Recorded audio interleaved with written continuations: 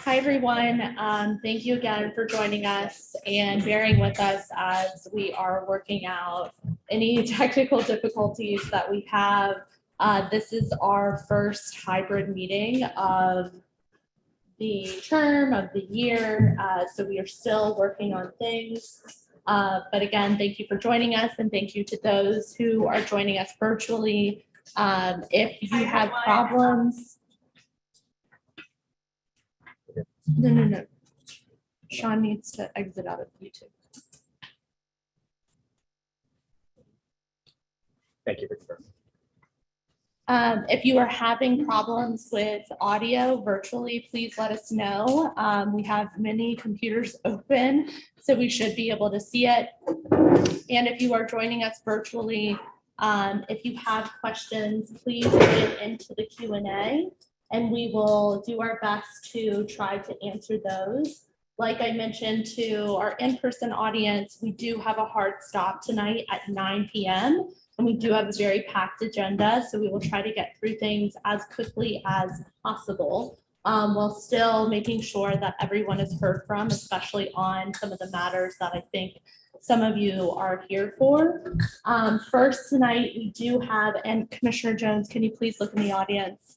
I've moved up, Great. Mr. Anderson. We have interim Deputy Mayor Keith Anderson presenting on the mayor's budget, and he is presenting virtually. So that will take up about 20 minutes. If you have any questions on that, please raise your hand. We will get to it in the order that it was received. If you are joining us virtually, please add your questions into the Q&A.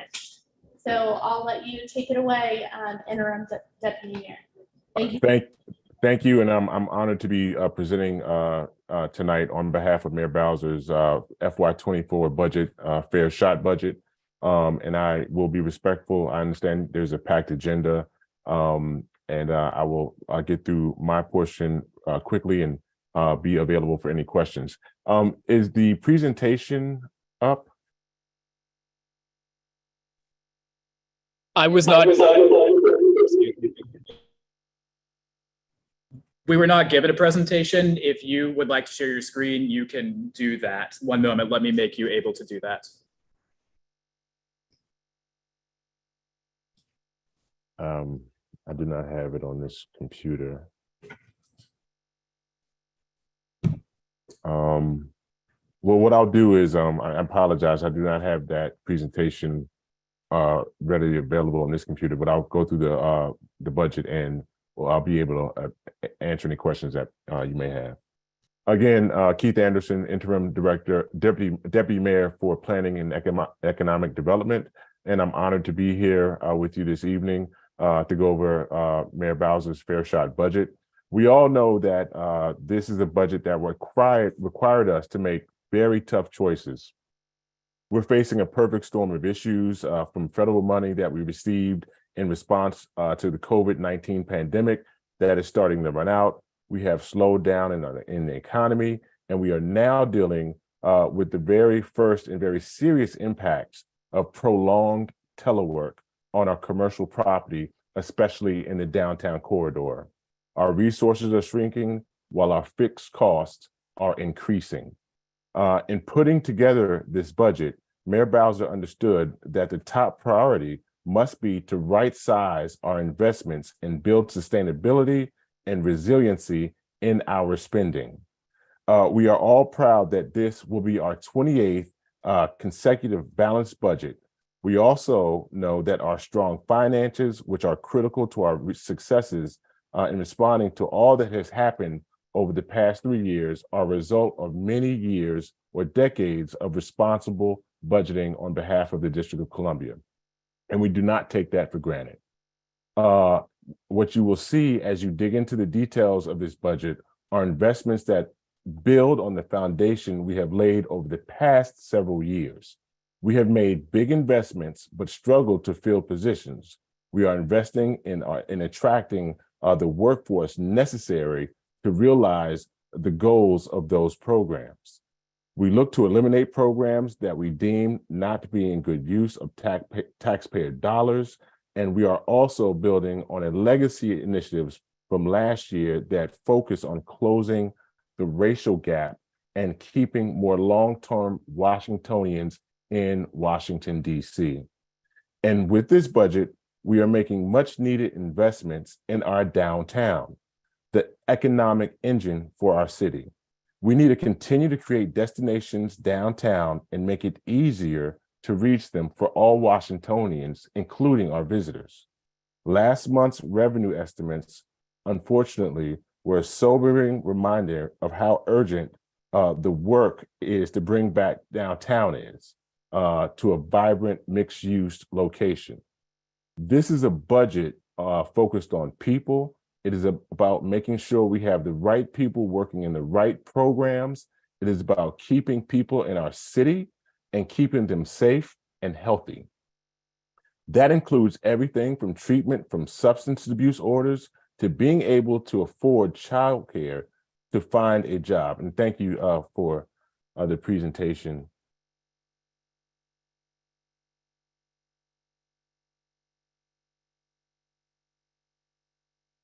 I think right now would be on slide 7. Give me a moment to put it the right way around, and Nope, we no can keep worries. it done. And I'm happy to back up on any material that any commissioner would like to see.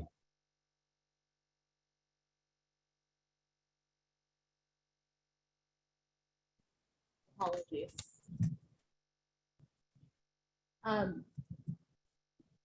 Please go ahead and keep going, Deputy Mayor. I'm sorry.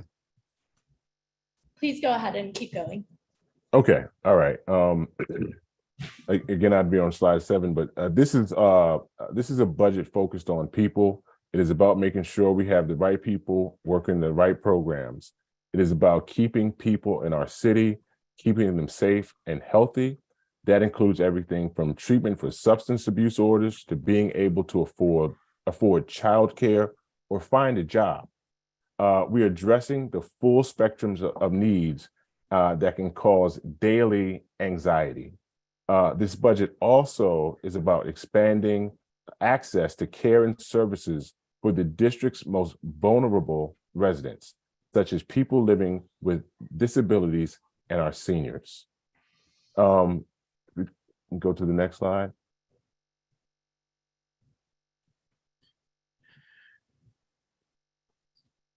So I wanted to give an overview of what our operating budget is versus our capital budget.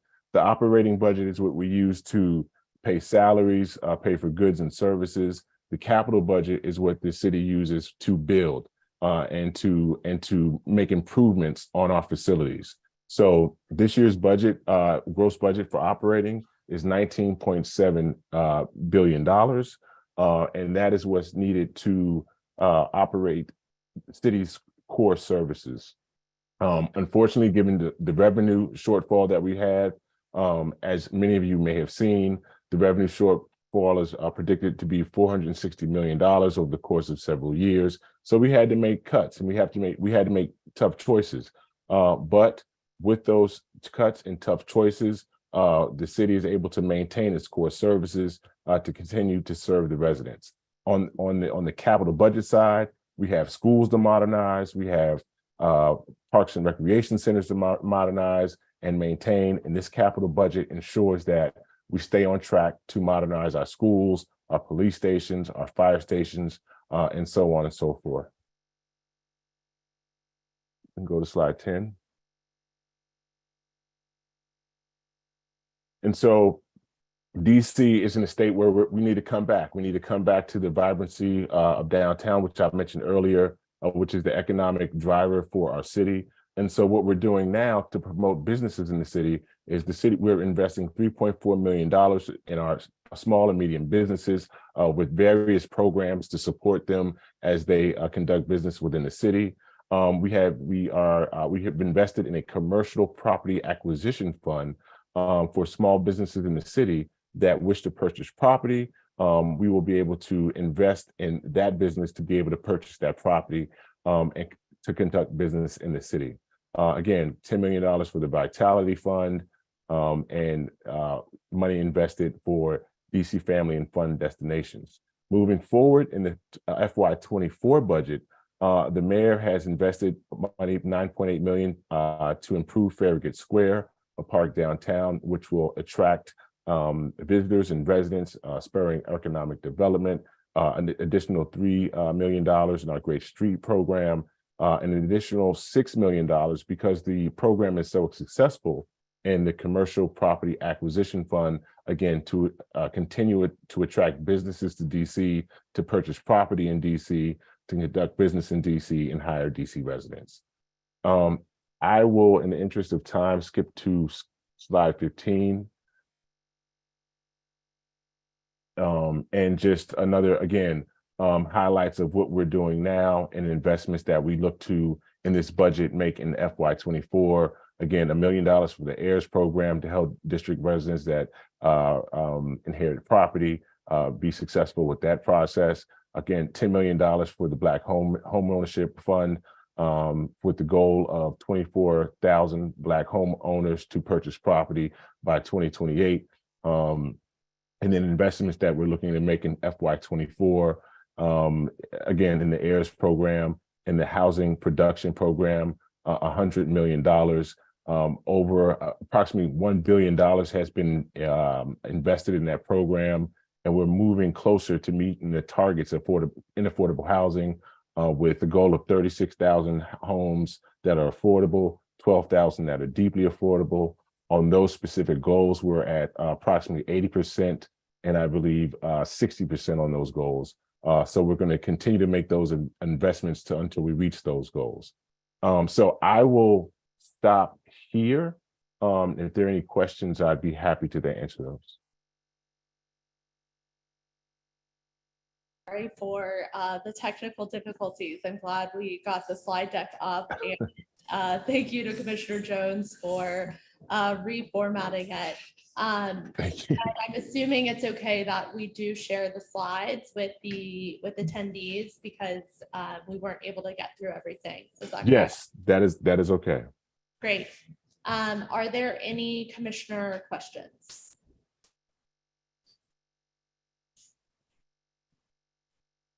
Okay. Are there any community questions in person?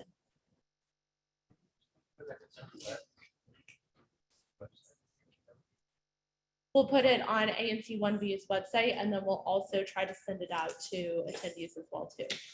On the affordable housing issue and deeply affordable housing, I know those are two of the goals. Are there any specific timelines for achieving those goals? I mean, is there a particular urgency, or is this a long-term goal? The goal is by 2025. Fiscal year 2025 or calendar year, and so we're making the investments that we need to make in order to achieve those goals. And you said they were 80% toward the affordable and 60% toward deeply affordable already? That is correct, and an additional $100 million has been invested in the Housing Production Trust Fund to ensure that we stay on the path of meeting those goals. And over the course of time, during Mayor Bowser's tenure, approximately $1 billion hasn't been invested in that. So although we are under some stressed economic times, it is our goal and our mission to ensure that affordable housing is available to the residents that need them across all 8 wards, quite frankly, because where you live matters, and we want to ensure that residents have an opportunity to live about the city. So we will continue to make those investments. And for community members in person, if you do have any questions, you could either speak up because the mic is towards this way, or if you can go up to the podium to ask your question. So then anyone virtually can also hear the questions that are being asked. Go ahead.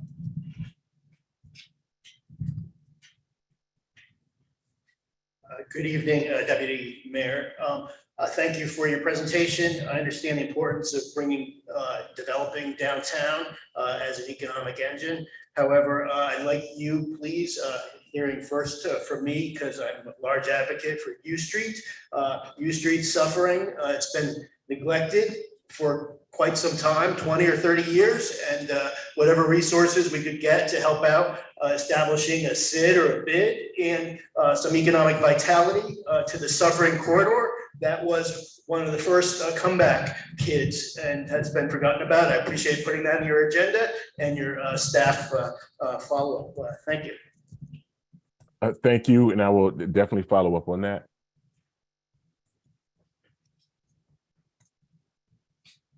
We do have, oh, do you have another One more question? You mentioned being able to, or allowing residents to purchase their homes. How do you go about doing that? As opposed to just rentals? Which program were you referring to? Was that the Black Home Ownership Program? Yeah, I guess that's the one that you said, home ownership, yes. Yes, so there was a strike force that was created in reference to that program that came up with a set of recommendations. We're currently reviewing those recommendations for feasibility. So we're not quite there in terms of implementing the program, but money has been invested into the program so that we can continue the work and get the program off the ground in 2024. That is a very good question, and we'll have a set of regulations that come out to address those matters. Thank you. We do have several questions that are coming in, so we will try to get to them, the virtual ones. So Commissioner Lipatos, can you go ahead and read the first one? Sure. A number of these questions, Deputy Mayor, have to do with housing downtown, generally the downtown recovery. The first one is, what does the DC government think is the likelihood that federal workers will come back to their offices? Until that happens, downtown will be in trouble. Yeah, so we are working very hard to ensure that our federal workers come back. The reality of it is that the federal workforce is responsible for about 25% of the owned and leased property downtown. And pre-COVID, that equated to almost 190,000 people coming downtown every day. And that is the reason why, you know, we're suffering a bit in our downtown economic area. And so we are, you know, working very hard to ensure that employees come back to work. And we are also working with landowners to understand and move forward in order to build and spark economic development in terms of building a mixed use downtown. So in this budget, the mayor has allocated approximately $42 million to work with housing providers to convert some of these office buildings that are, you know, that are empty perhaps into housing. So we're moving forward on several fronts in order to, what we're saying is fill the space, change the space, bring the people. So we're moving forward with investments in this budget in order to do that. Thank you, Deputy Mayor. That answers actually, I think, several of the other specific questions. Commissioner Loftus, could you speak a little louder? The next question is, does the Commercial Property Acquisition Fund also work for nonprofits? That is a good question. Can I get back to the commission on that? Yes. I do not want to get the wrong response. Thank you. Next question. Does the mayor's budget include money for the Fort Totten turnaround for the Yellow Line so we may restore full service in Ward 1 on the Yellow Line? Commissioner, if you don't mind, I would like to consult with my partners at DDOT on that. Okay, thank you. That would be a more transportation question, and again, I do not want to give the wrong response, but I will certainly follow up with the ANC on that. I appreciate that, Deputy Mayor. There's one more that's a question. Where did it go? Is asking why the mayor is slashing funding of at least 20 public schools. I don't know if we covered the education portion, but if you could give any details on specific cuts to DCPS or anything of that sort? Right. We did not cover any education, the parts of the budget. Again, I would, take that question to Deputy Mayor Kine or the Chancellor when it comes to DCPS's budget. But I will ensure that you guys get an answer. Thank you. And if there are other questions from the audience in both in person and online, we will share information to reach out to get the answer to your question. You also can reach out to any of the commissioners on the line, your own ANC. You can also reach out to our Mokers who's here, and we will make sure we get your question answered. Well, thank you so much, Interim Deputy Mayor, for joining us and for your presentation. We really appreciate your time. And I'm sure this will not be the last time you hear from ANC 1B. Not a problem. My pleasure. And have a good evening. Thank you. Thank you.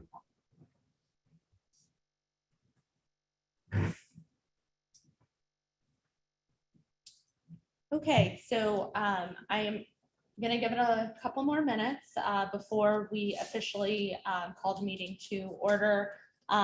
Just to everyone, the commissioners over here, connecting to all of the tech, a deep breath.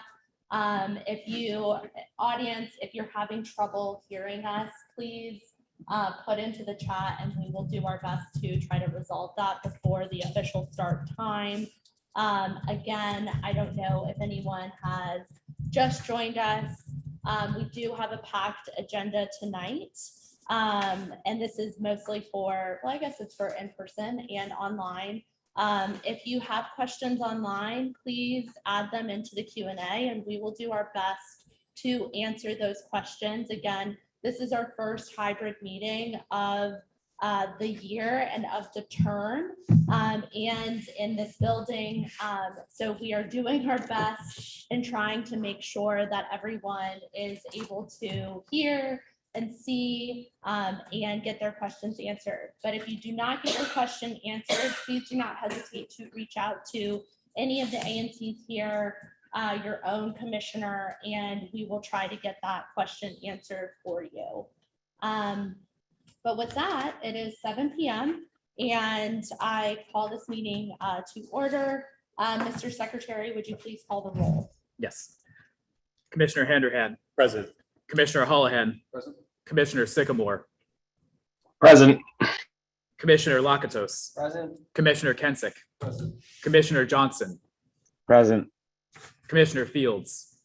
Present. Commissioner Harris.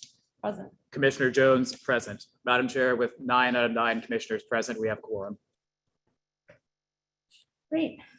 Do we have a motion to approve the agenda before us?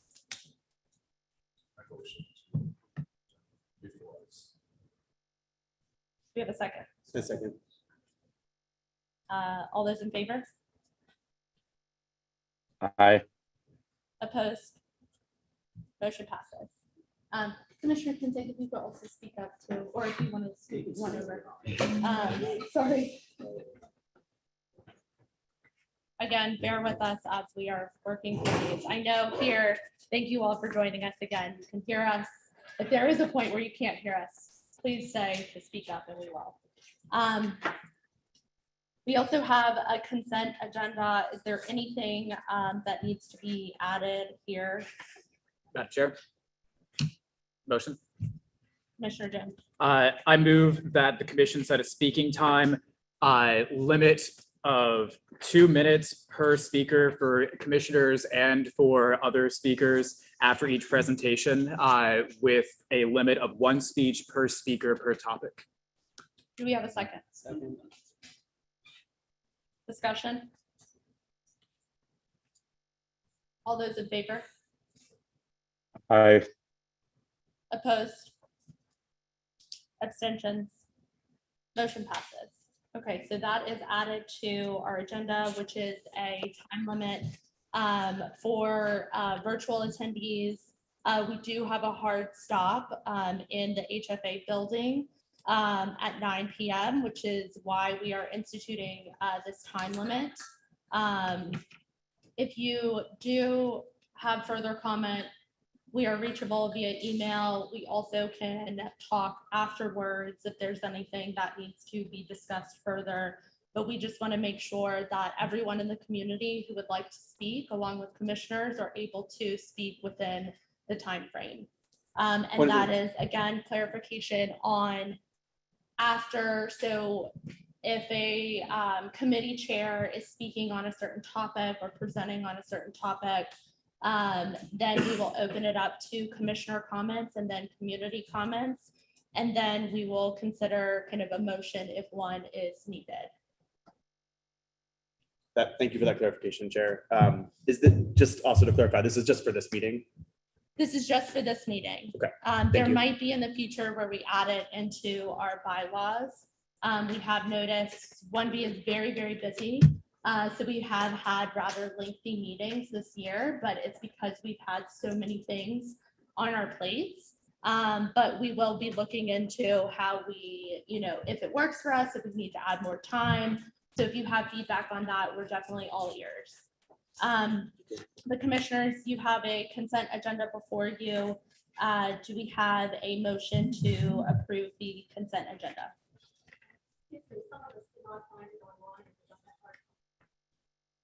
If you go to anc1b.org and then you click on the announcement section, it says April meeting agenda, and you scroll down and the agenda is there. Secretary Jones, if you could put that in the chat for the attendees as well. Yes.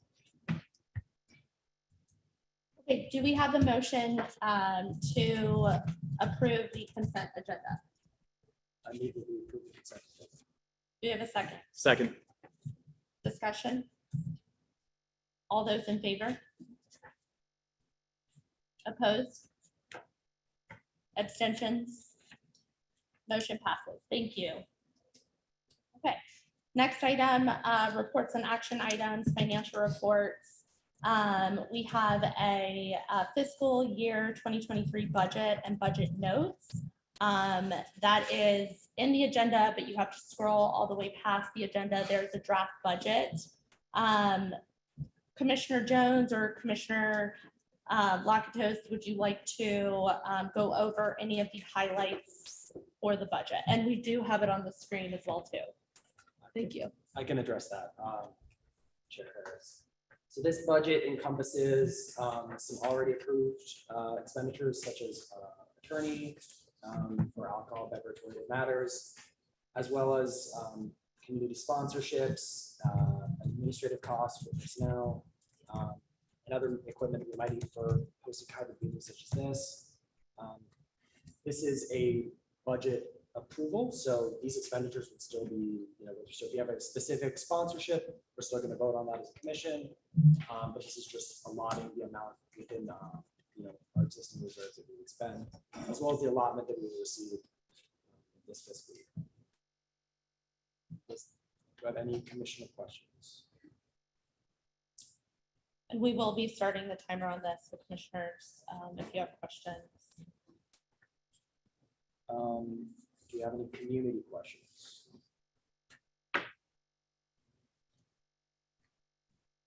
And again, if there are questions about the budget, please email us. This is not written in stone. It's very much used as a guidepost. So, after consulting with, the OANC, it's things like, if we need to staple different items, it's not that we have to go to the commission and then vote on the staples. It's different office supplies. It's if we have a meeting in another location and we do need to purchase a camera to make sure that we can have the hybrid option. It's including those things. But if you have any questions on the line items, we'd be happy to answer those. I have a general question, just an accounting question. Based on what I'm seeing here, you are getting $27,000 a year from the city. This year, we are receiving $27,000. We Chair don't Harris, get it every. would you mind repeating the question so that people can hear? Yes, so the question was asking about our allotment for the year for FY '23. So $27,000 is what you're getting in, not including what's already in the bank. You're getting in 27,000. Yes, we are getting in 27,000. $100,000 We are almost. we are budgeted for that amount. So we don't have to spend all this money. We're authorizing ourselves if we would so like to do so. $30,000 of that was already voted on for the retainer for the attorney, which was discussed at the January meeting. The other expenditures, sorry, yes, speak up loud. The other expenditures are still subject to approval. So if we're gonna make a purchase of, if we need to pay for facility rental for a meeting, unlike the HFA, we have that money budgeted there for that. You don't have to spend. Okay, so I'm well aware of that. I'm not, Yeah, no, okay. my concern is that you're proposing to spend 3 times what you're taking in. That is not. I will also note that we, as a commission, even through redistricting, we have carried over a lot of funds. We have the most amount of funds. It's not a competition, so I'm not like giving us a gold star.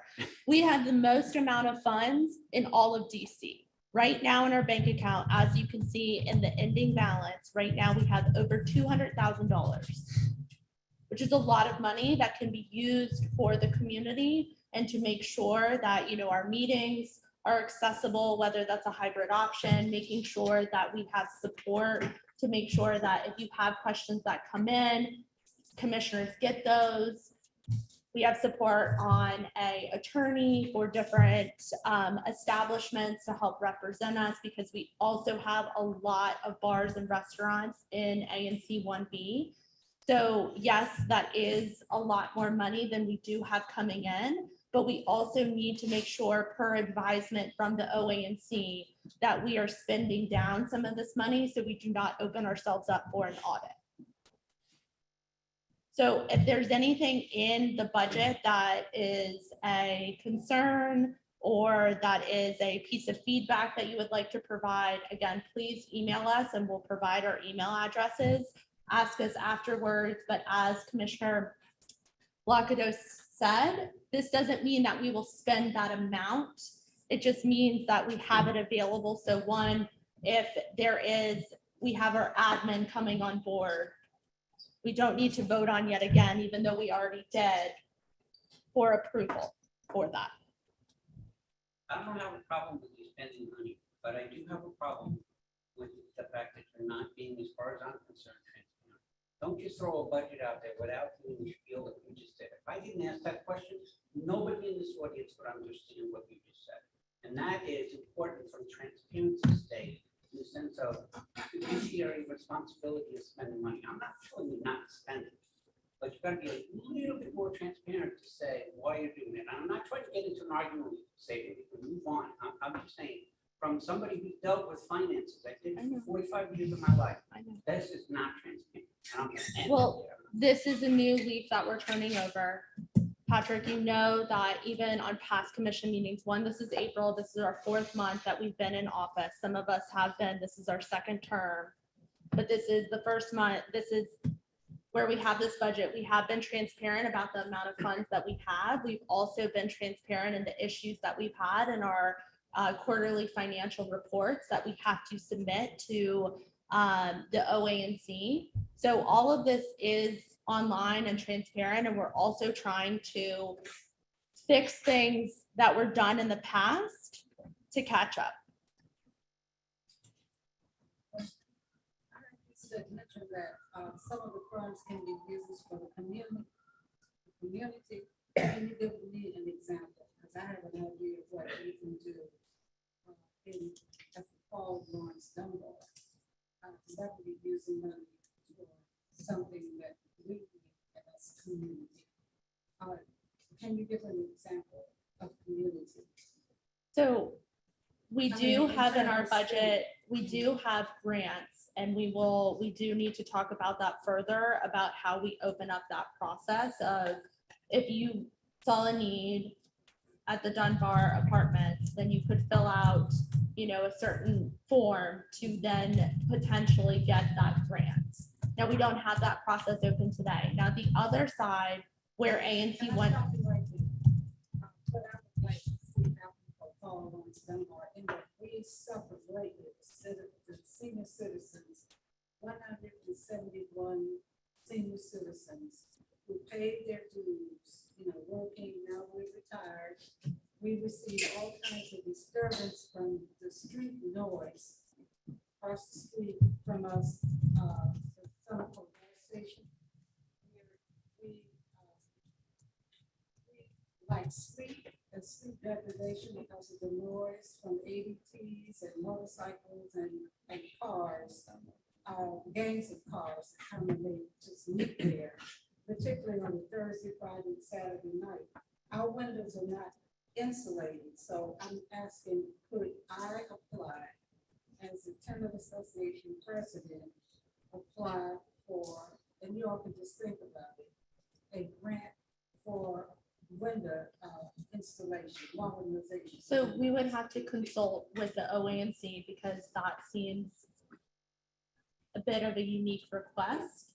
I'm not saying no, it's just something that we need to go back and make sure that we are compliant. So we are a government body, so we have a responsibility to, one, make sure, as Mr. Nelson stated, that we are transparent, but also that we are compliant in the regulations that are in front of us, because this is taxpayer money. So would you please just think about it and figure. I will be in touch if we open up the grant process, and if that is something that is, that could be encompassed. Okay. But I can't make any guarantees, because it might not be encompassed in that. Kind of Madam think Chair. about it. Commissioner Jones. Just to note, it seems to me like one of the reasons why the previous commission did not issue that many grants, I was not on it, so this is speculation, but it seems to me that one of the reasons is that there are a lot of restrictions on what the grants can be used for. The grants in general can only be allowable if they benefit the people of ANC 1B as a whole. I'm aware of other commissions where, for example, the commission wanted to give particular benefits to, I believe, elementary school students, and the Office of ANC ruled that that was not a grant that they could make, because the elementary school students are a subset of the population of the commission area and not the whole of the population of the commission area. It can be difficult to determine what is and what is not an allowable grant, and we're not going to be able to do that in real time right now. So I appreciate, we want to get more money out to the community.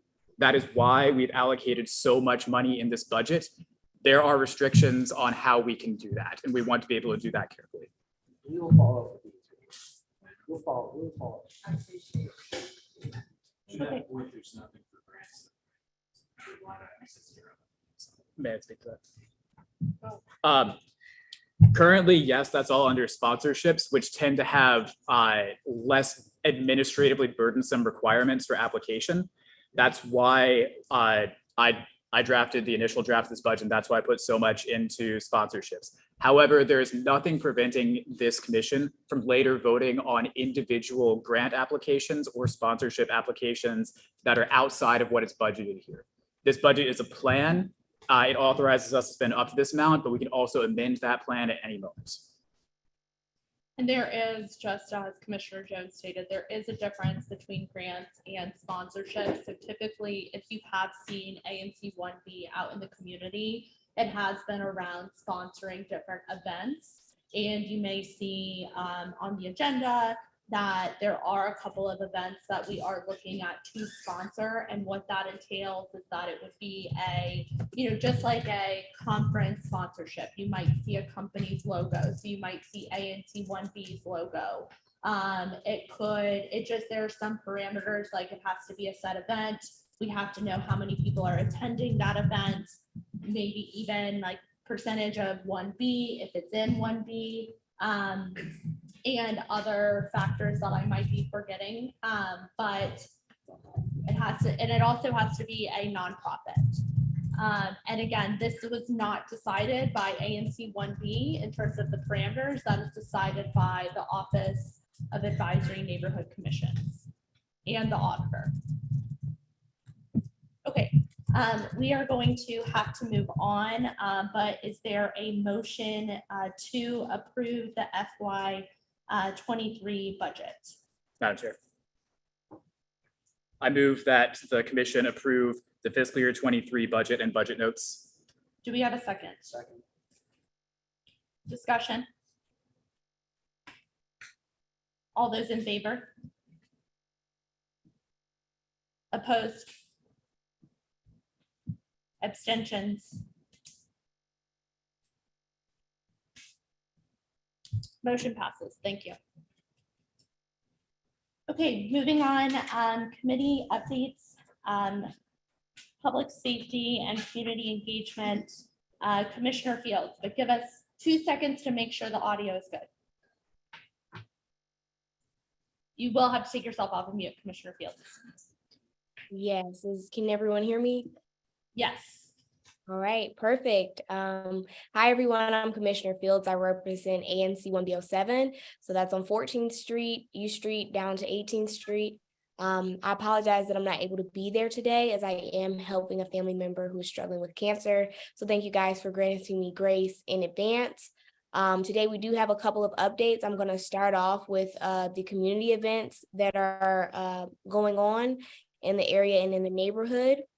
So first up, next Friday on April 14th at 6:30, we'll be doing a community inspection of the Paul Lawrence Dunbar Senior Apartments. So I welcome everyone that's there, in addition to other commissioners, to join us to do this tour and to see what we can do to help the residents at the Paul Lawrence Dunbar Apartments. There's been issues with the building standards for fire codes and other things like that. And so I just want to get a firsthand look at that, and I welcome other community members to come and attend.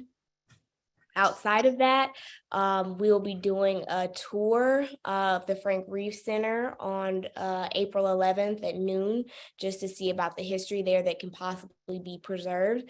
So if you guys are free and available, I would love to have you come out to that as well.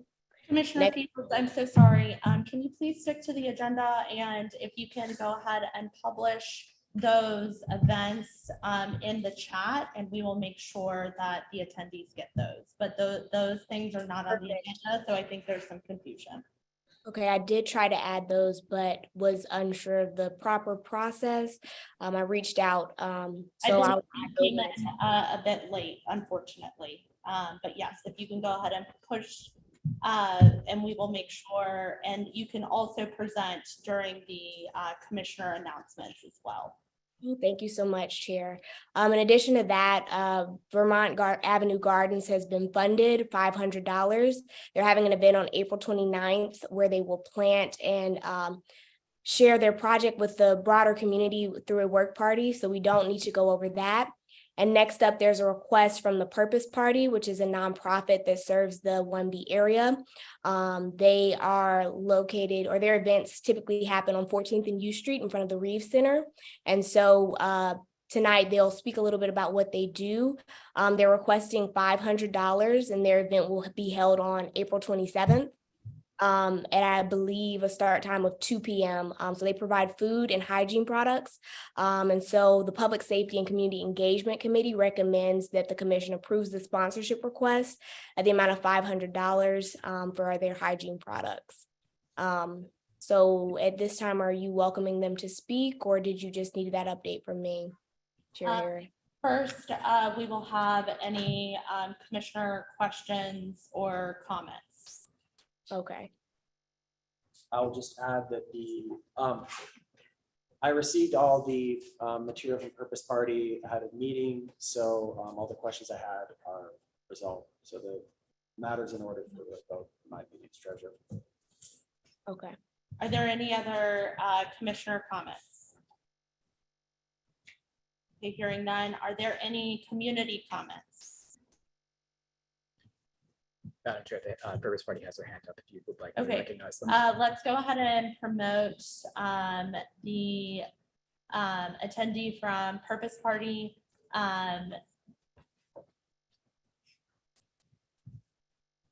I've invited them as panelists, Madam Chair. They do not need to be a panelist. You just need to enable speaking. Okay.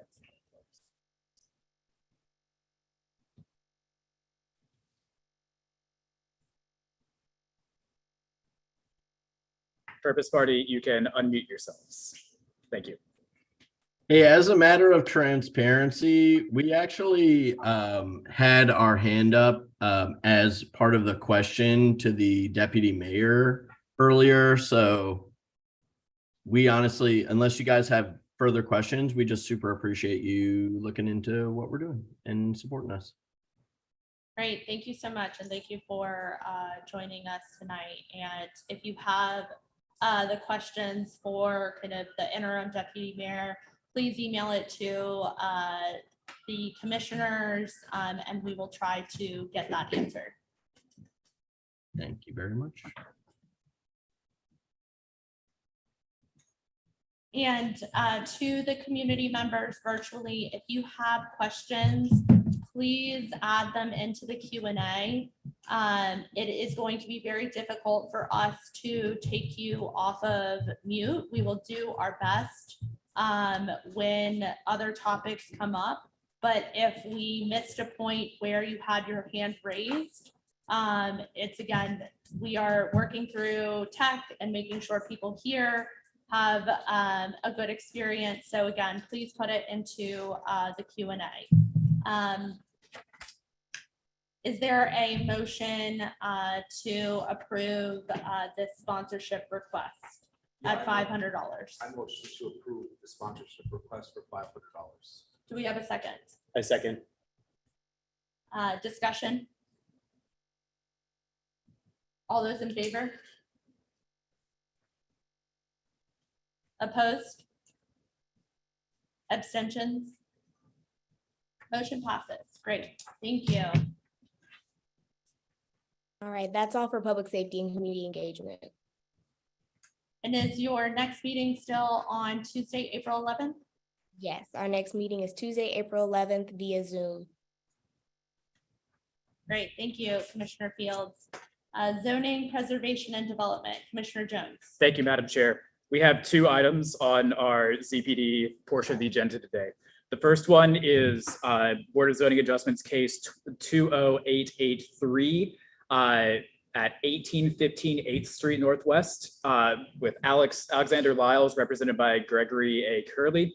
The applicant has proposed a special exemption relief. The subject property is being used and will continue to be used as a single family residence. The applicant is proposing a third floor and rear addition. The proposed addition will extend 19 feet past the adjacent property to the south.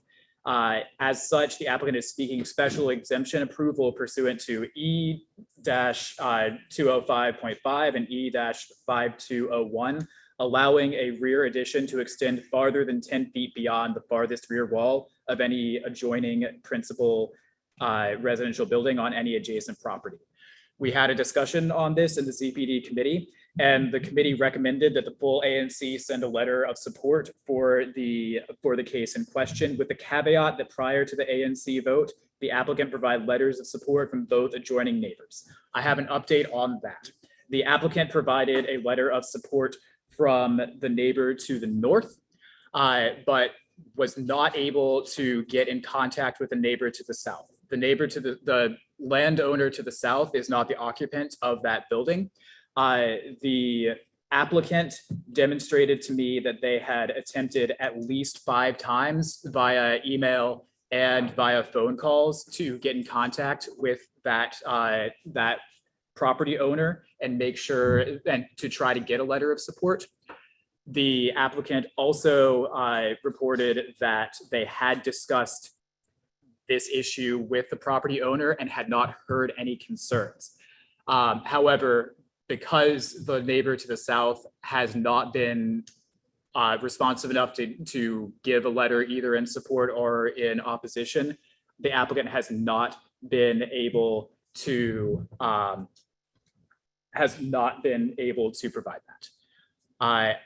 My opinion as chair of this committee is that we move ahead and support this request regardless. Unless the property owner to the south is here today, online or in person, and would like to state their opposition. Okay, if anyone is here for 1815 8th Street Northwest, please raise your hand. I do see one of the development representatives. But as we kind of wait for that, if anyone is online, are there any commissioner comments or questions? Thank you, Chair. Curious why, so first of all, I trust ZPD's kind of analysis of this. Do you have any, can you share anything about why one of the members abstained?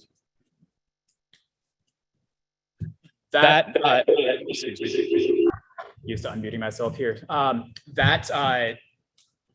That member, I believe, is in the audience today.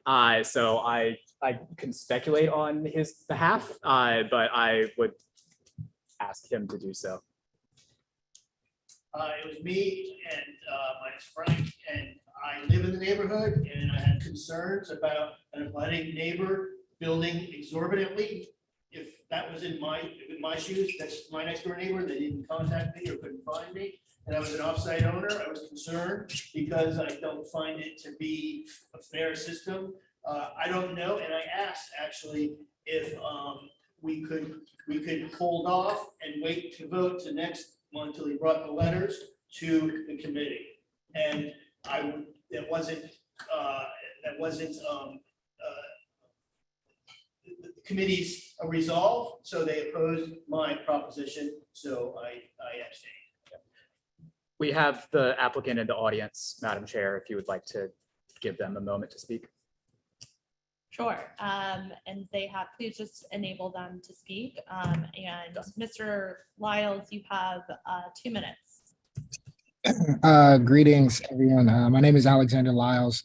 I am the owner of 1815 8th Street. I just wanted to introduce myself and to say thank you all for your consideration. As Commissioner Jones indicated, I made several attempts and I did get a letter of support from the owner to the north. So, I felt I did everything I could in this time frame in order to get that letter. So I just wanted to indicate that.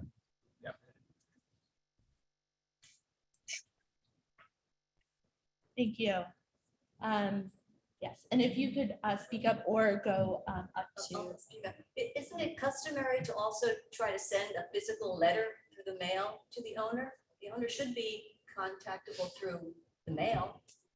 Because I only heard that it was email and telephone trying to contact. Mr. Lyles, would you be able to provide any more context there to that question, or if you would like me to repeat it, I can.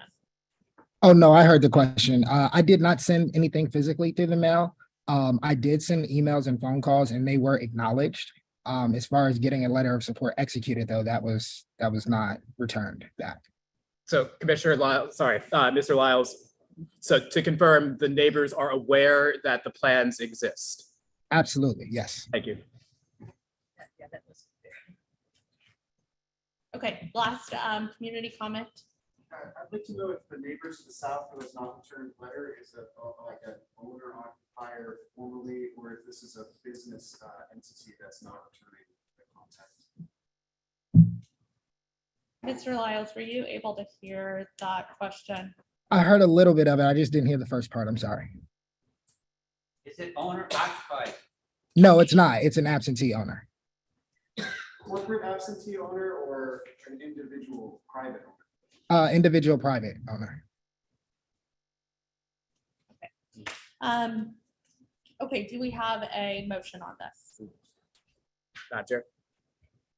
I move that the commission send a letter of support for application BZA case number 20883 at 1815 8th Street Northwest for special exemption relief for extending further than 10 feet beyond the adjoining properties. Do we have a second? Second. All those in favor? Aye. Opposed? Abstentions? Motion passes. Thank you. One moment. Thank you. The next item on our agenda is the property at 1901 through 1911 Fifth Street Northwest, owned by Howard University. This is zoning case 20-08B with a hearing date in May 8th. The applicant requests zoning relief. The property is currently zoned for RF1, which allows residential use almost exclusively. The applicant requests support for zoning relief for university use, that is administrative and office use of the property, for a fixed term of 5 years. The applicant may reapply for zoning relief at that time or may not. That determination has not yet been made. The ZPD committee discussed this extensively. The ZPD committee recommends that the full ANC recommend that the zoning committee approve zoning case 20-08B for zoning relief. Just for clarification, so the ZPD committee is recommending that the full ANC recommend, Send a letter of support. send a letter of support to the zoning commission for the zoning. Yes. Okay. Commission, thank you. Okay, are there any commissioner comments? This is in LaDroit Park. It's a property owned by Howard. I'm not sure if anyone from Howard's on. It has been underused for as long as I've been in the neighborhood. I don't think an office space is the neighborhood's ideal use for that spot, but Howard has been nothing but accommodating around design concerns, preservation of open space, a commitment to clean up the property. I think there was some questions at first, but at this point, I would be surprised if any neighbors had any opposition to this. They did a really good job of engaging and listening and coming back a couple times. So I would just urge my fellow commissioners to support. And I'll also add that they are not changing anything. They're not changing anything to the front facade. It's going to look like it's still a house. I think that it's going to be a good use of the property. I like that. Yeah.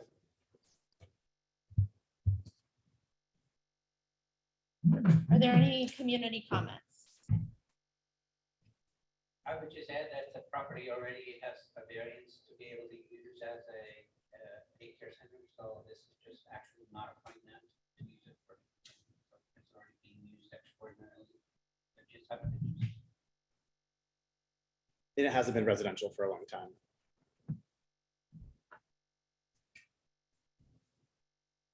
Okay, we do have one virtual comment from Mr. Nick Deladon. Commissioner Jones, if you can go ahead and enable him to speak. Mr. Deladon, you have 2 minutes. I only need a second or two. I don't understand why my hand, which was raised, is not acknowledged and my question is not asked. I don't know what's. Can you not see my question and do you not see my hand raised? I was just informed that your hand was raised, so. Well, my hand was raised when the deputy mayor was present. I wanted to ask him a question. Apologies, I just turned my computer on and was just informed by another commissioner that your hand was raised. If you would like to add the question into the Q&A or email any of us. No, I put it into Q&A and thank you for your response, but please be conscientious about this. Is, you know, if there's a reason that I'm not being acknowledged, I'd like to know what it is. That's all. Okay, Thank you. Hold on. Still not seeing it, but okay, do we have a motion? Madam Chair. Yes, I'm- is there? Yes, a motion. Okay, I move that the ANC send a letter to the zoning commission in support of zoning case 20-08B for zoning relief. do we have a second? I second. Discussion? All those in favor? Aye. All those opposed? Abstentions? Motion passes. Thank you. Thank you, Madam Chair. The next meeting of the ZPD committee is Monday, April 17th at 6:30 PM via Zoom. Okay. Next up, and I know this is a main topic for this evening, we do have our Economic Development Committee updates. I will like to note, and I will note again, if you have questions, please please add them into the Q&A. If you would like to be taken off of mute, please raise your hand. This is around 1617 U Street. There will be a strict 2-minute limit on both commissioners and community members. If you feel like you need to go beyond 2 minutes, we will make sure that we have our emails available to discuss. Also, I'm sure many of us would discuss after this, but we just want to make sure we get to as many comments and questions as we can within the time frame that we have. I will also ask, and I'm sure this maybe goes without saying, but everyone on the line, please be kind, please be friendly. One, all of us up here are volunteers. Yes, we are elected. We are elected to represent you. We are doing our best. We are here because we do want to serve, but please be kind.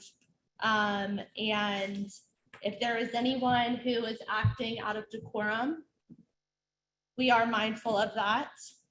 And we may flag you for that, and we may ask you to reframe, or we may explore other options. There's just a reminder. Take it away, Commissioner Handerhan. Nope, not yet. Thank you so much. So there's actually a couple administrative pieces I'd just like to cover before. If there's anyone from any of the main streets on the line, if you could raise your hand, we'd like to give a space there with the Economic Development Committee. We're going to talk about a public disposition project, which is just coming on the radar over the past several months.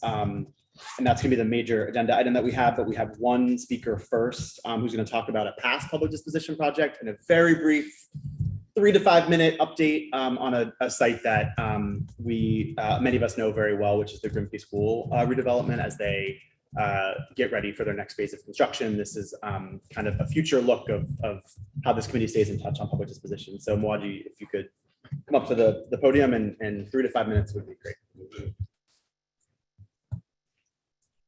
Thank you very much, Larry. Thank you, everybody, for being here. My name is Mwangi Gathinji. I'll go quickly. I'm with Community Redevelopment, the Vice President of Development there. I've been involved with this Grimke project since 2004 when I was an architect. Victoria Gallus, who's now a tenant there. We finished phase 1 in 2021. And we're through the downturn, as well as waiting on some moves essentially for the museum to move through.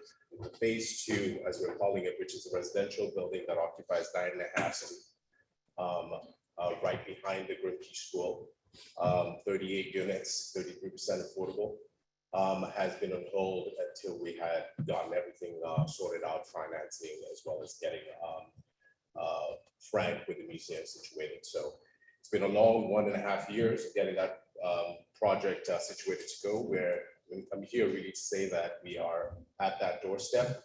We're looking this month to start mobilizing of getting that project going. We anticipate the project will be about 14 months to construct. It will take new construction 2 to 3 months, either way.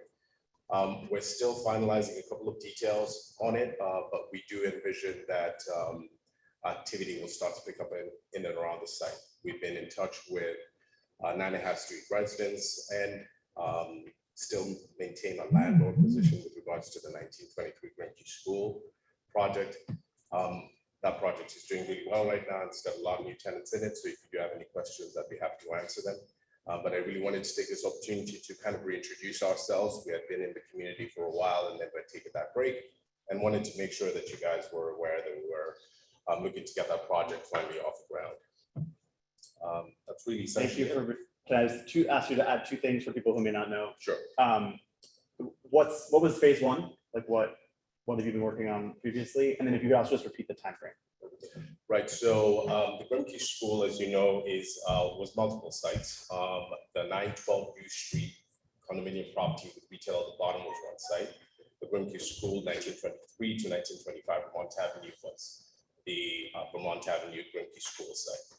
That project was for office buildings with cultural uses and arts uses, and for a permanent home for the African American Civil War Museum that was occupying what is the project we're starting now, the museum in the back. That project was done by architect Rudy Gallus and Partners, and they became the anchor tenant who are now the neighbors in that building. As well, we have a couple of new tenants in the building and throughout the space, and a couple of cultural uses. Most significantly, the Viva School I don't know if it's a subsidiary, but I would call it a partnership with the City Dance Group. They are in the process of doing the fit out right now, so we anticipate in another 8 weeks or so that they'll be wrapping up. And that's the kind of phase 1 that is wrapping up right now. Thank you. And then the total construction will be? The duration for this second phase will be about 14 months. Thanks. Are there commissioner questions? Community questions? Sorry, there's a commissioner question from Commissioner Sycamore. Great. Hello, sorry, it's more of a comment. I just want to applaud you for all of your wonderful hard work. I've been watching this development going on since its beginning, and I think you've just been doing a wonderful job, and I look forward to supporting you all in the future. So thank you for your hard work. Thank you. That was Commissioner Sycamore. Are there any other commissioner questions, comments? Are there any community comments?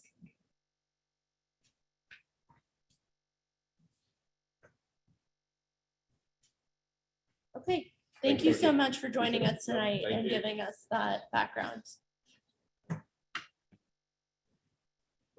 Okay, main agenda item 1617 U Street. Yeah, I'm gonna, so the item that's up on the agenda today is a draft resolution regarding the zoning map amendment for this property, which is publicly owned. The resolution intentionally kind of lays out some of the quote unquote facts of the site, just the border. I'm gonna kind of walk through some of this. We're also handing them out for anyone in person that wants a closer look. This is in the agenda packet.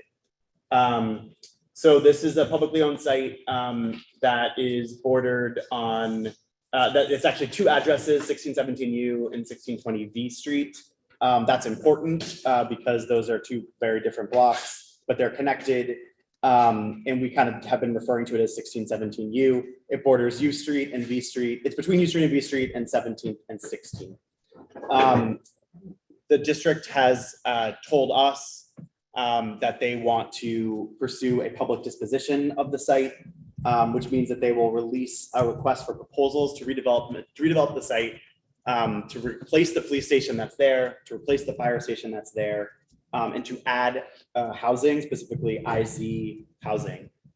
This is going to be, if anyone's familiar with the Reef Center process, this is a many-year project that will include engagement points at many different points. What we are to vote on tonight is a resolution that actually allows a higher density zoning at this site. It would go from MU4 to MU10.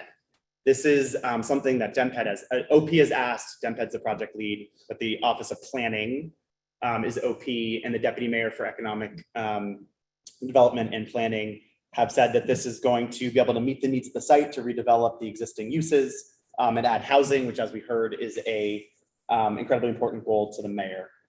So there's the resolution you see in front of you explains a little bit in hyperlinks to some of the kind of foundational documents here. I thought that was important, so people understood that the comprehensive plan envisions a site as a high density mixed use location. It is also a very complicated site in that you have density differences on all sides. So that was a really big consideration for what the Economic Development Committee has discussed. I know there's a lot of community engagement here, and we're going to get to Commissioner and community Q&A, but I just want to say DEMPED did a surplus hearing last July. They kind of belatedly posted that transcript on their website. Is there if you want to look at it. The Economic Development Committee for 1B has had 2 meetings on this, one in February, one in March, and as well as the 2B Land Use Committee, which had a meeting last night that I attended. So there's been a decent amount of committee engagement. There was also a walk with Chairman Mendelson, and there'll be more engagement for the RFP. Tonight, we're just focused on the zoning. A really key piece about this change from MU4 to MU10 is that it enables the district to do IZ plus. So they are really leaning into the affordable element here. We can't necessarily commit them to anything in the RFP, but we certainly hope that they will listen to some of our advice. So page 2 of the resolution talks about the support that the Economic Development Committee has voted on to rezone the site from MU4 to MU10. That vote was 5-0 to 0. But we had some concerns that we wanted to make sure we were able to communicate to DEMPED with the hope they would give great weight and shape the future debate. We talk about the importance of process and transparency. We don't want the RFP to come out until the zoning decisions are finalized. We talk about fit and impact on the immediate community. That's recognizing there's a neighborhood conservation area directly north of this site, and there are low density residential properties on B Street and 17th. We are encouraging setbacks so that it reflects the context, recognizing it's different from you than 17th, for example. We push for family size and deeply affordable units. We take that to be 30 to 50% of AMI. We also would encourage homeownership opportunities at the site, even though we believe a lot of it will be rental. We also support noise mitigation interventions and strongly encourage DEMPED to consider displacement in the immediate surroundings. There's a number of naturally occurring affordable housing nearby that we don't want to lose. We also asked DEMPED to conduct a light study to make sure we're not having some, tall building that prevents neighbors from getting access to light and air. We put in a final plug, and this is a little controversial because this is not, the DEMPED's not considering public amenities right now. They're just considering the zoning change. But we encourage the addition of publicly accessible green space, as well as what we've heard from the community, which is an interest in a library, as long as DC public library system supports it. So I'm going to stop there. I recognize that there's a lot of feedback that we're going to get, and turn it back to you, Chair. Okay, as I have mentioned, we have, and as we voted on, there is a 2-minute time limit on both commissioners and on community members. Community members who are joining us virtually, if you have questions, please add them into the Q&A. If you would like to come off of mute, please raise your hand and we will go in the order that we receive it. If you have a question in person, we would also like you to ask it up at the podium so then everyone can hear your question, including online on the chat. So commissioners. Commissioner Jones. Thank you, Madam Chair, and repoint the time. Thank you. I'm excited to vote in favor of this map amendment as requested by the mayor and the deputy mayor planning economic development. As we heard, there's a lot of community desires for this spot. Those community desires include what the government has already asked for, which is a police station, fire station, refueling station to be rebuilt at that location. Council members Brianna Doe and Brooke Pinto have proposed putting a library at that location. In addition, I've heard neighbors' desires for community events and services space, as much affordable housing as possible, parking and green space. That's a lot of desires for this spot. We can meet most of them by allowing denser construction at that site. Most importantly, we can by allowing denser housing there, we allow more housing there and more affordable housing. There are additionally 4 specific reasons why I support the proposed upzoning at 1617 U Street Northwest. 1, allowing parts of 1617 U Street to reach up to 90 or 100 feet in height is in line with the feel of the neighborhood. Nearby buildings are already 6, 7, and 8 stories tall. 2, allowing more height at 1617 U Street will allow for more affordable housing. If the zoning were kept at MU4 with a maximum of 50 feet in height, it seems clear we would not be able to fit all the housing we need at that site. 3, allowing more intense use of 1617 U Street will allow for better use of existing transit. This means we can have more neighbors and more visitors without as much impact on traffic. It's served by bus lines, it's served by metro, it's served by bike lanes. Finally, 4, allowing more uses, more types of uses at 1617 U Street will help balance the types of uses at U Street area broadly. More than just bars, it can become a 24-hour community zone. Thank you. Are there any other commissioner comments? Commissioner Kensick. Yes, thank you, guys. I appreciate you all being here. I know we only have 2 minutes. This is really a heavy part for me. I'm so sorry, Commissioner Kensick. Can you make sure? Okay, I should eat it. This whole thing is very hard for me. It's difficult. This does affect my constituents directly. Although I am in favor of U Street having a large affordable housing, 10-story apartment, I'm not getting guarantees. I'm not getting guarantees that the police are going to be coming back. I'm not getting guarantees that the library or whatever they're called are even want a part of this or have said they want a part of it. The setbacks are not a guarantee. And because of that, and because I'm not also going to be guaranteed that the U Street side will be 50% of affordable housing, I can't, in good faith, agree to this measure. Although I did on the night of the vote, because I really do want this to happen. I think it's great for the community, but I have to also listen to my constituents. And I walked up and down the street last night until 9:30. Door to door, and I had a lot of people have a lot of discussion, and I have to be their voice. That's what we do as commissioners. We are the conduit, and because of that,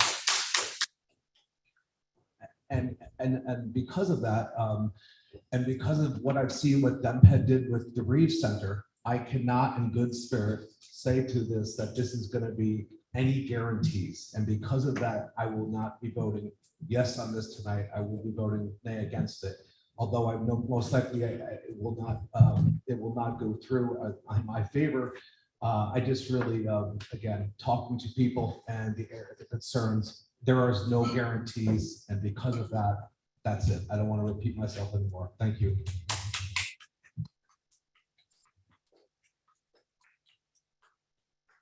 Are there other commissioner comments? There are 2 online. Okay, Commissioner Fields. Yes, thank you.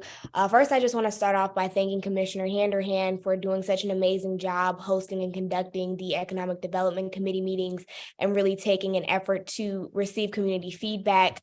However, I must echo Commissioner Kensick when I say that I've received a lot of pushback on this project.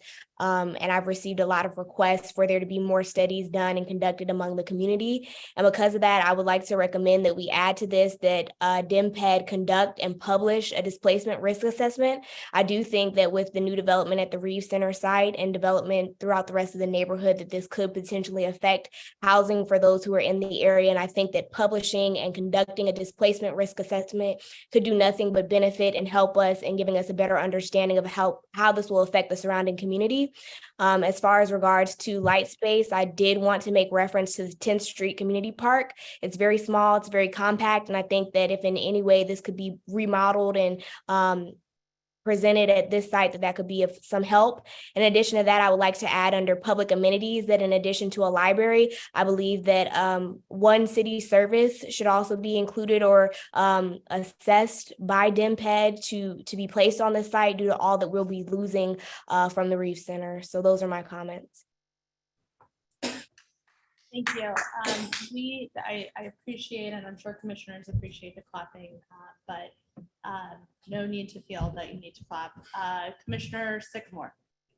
Can I just really quickly, Commissioner Fields, do you mind putting your proposed language in the chat? We won't vote on it till later, but I think it'd be helpful to see that in writing. Thank you. Commissioner Sycamore, go ahead. Hello, everyone. So I would like to echo exactly what Commissioner Kensick and Commissioner Fields have said already. And on top of that, one thing I have a really an issue with this. And again, Commissioner Hanrahan, thank you so much for all your hard work on this. But the biggest thing that I keep hearing from the residents around that area is none of them are NIMBYs. Everyone wants affordable housing. People do want denser things, denser housing and building, but they don't want it to the extent in which it's done, to which it's proposed to MU10. They're much more happy with having like an MU6 or MU7, what have you, and they don't want a library. And even the system, the library system is not interested. That's something from Council Members Nadeau and Pinto. This is not anything that the library system is interested in, and I don't think anybody really around this area is very interested in. And I think they're willing to give up that space for affordable housing instead of going higher and taller. And one of the other things that I am having an issue with is that the whole 2 lots are going for MU10. I think it would be great to have one zoning for one side and then one zoning for another, one being taller and the other one being lower. So unless those types of things are addressed and more specific needs are brought up into this, I cannot support this this proposal as is. Thank you. That was Commissioner Sycamore. Are there any other commissioner comments? I would like to add one. So there's a lot of talk about what could go there, which I think is a very valid and good discussion. However, we can't even talk about that until we talk about what is in front of us, which is a map amendment. Now, as someone who has gone through the zoning process and more recently with a planned unit development, I've also seen the limitations in our policy, which none of us up here can change. We can influence the policy. However, if affordable housing is the most important thing to the community, which I heard time and time again for the Reed Center, I've heard different people chiming in. If this building currently stays, this lot stays as the zoning as is, we will not get hardly any affordable housing here, especially as our affordable housing policy exists today, which isn't a failure of this development, it's a failure of the policy. Now, I am in favor of this map amendment because I understand the zoning implications. So when a map amendment is passed, it automatically triggers IZ plus, which is inclusionary zoning plus, which means more affordable housing. If this stays as is, it's up to the developer. It is not up to any of the zoning that we have in place. So I will be voting in favor of this map amendment. And then I look forward to the discussions where we talk about what can go here after this. Thank you. Okay, community comments. May I have one response to that, please? I'm sorry, Commissioner Sycamore, we voted on earlier to limit to 1 commissioner comment and 1 community comment per item. Well, it is just for an actual thing, a point of clarity. May I? If it is a question, I'm happy to answer it. If it is a comment, then I will ask Commissioner Jones to mute you. It's just a point of clarity. We'd like to hear it. Please, you have 30 seconds. Okay, the proposal or the as written here, it actually does talk specifically about a library and does talk about specific uses. And you had mentioned that there was no specifics as of yet. So if that is the case, then I would highly recommend that we remove any sort of specifics, such as a library from this proposal. I am talking about my vote and what I will be voting on. That is what I'm talking about. That wasn't clear, but thank you.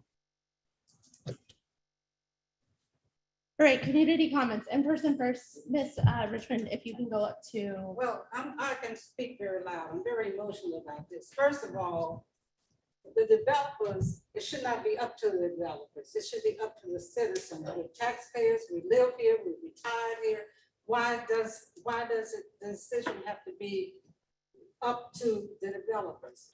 What about the citizens here? What about the residents who live here? Period.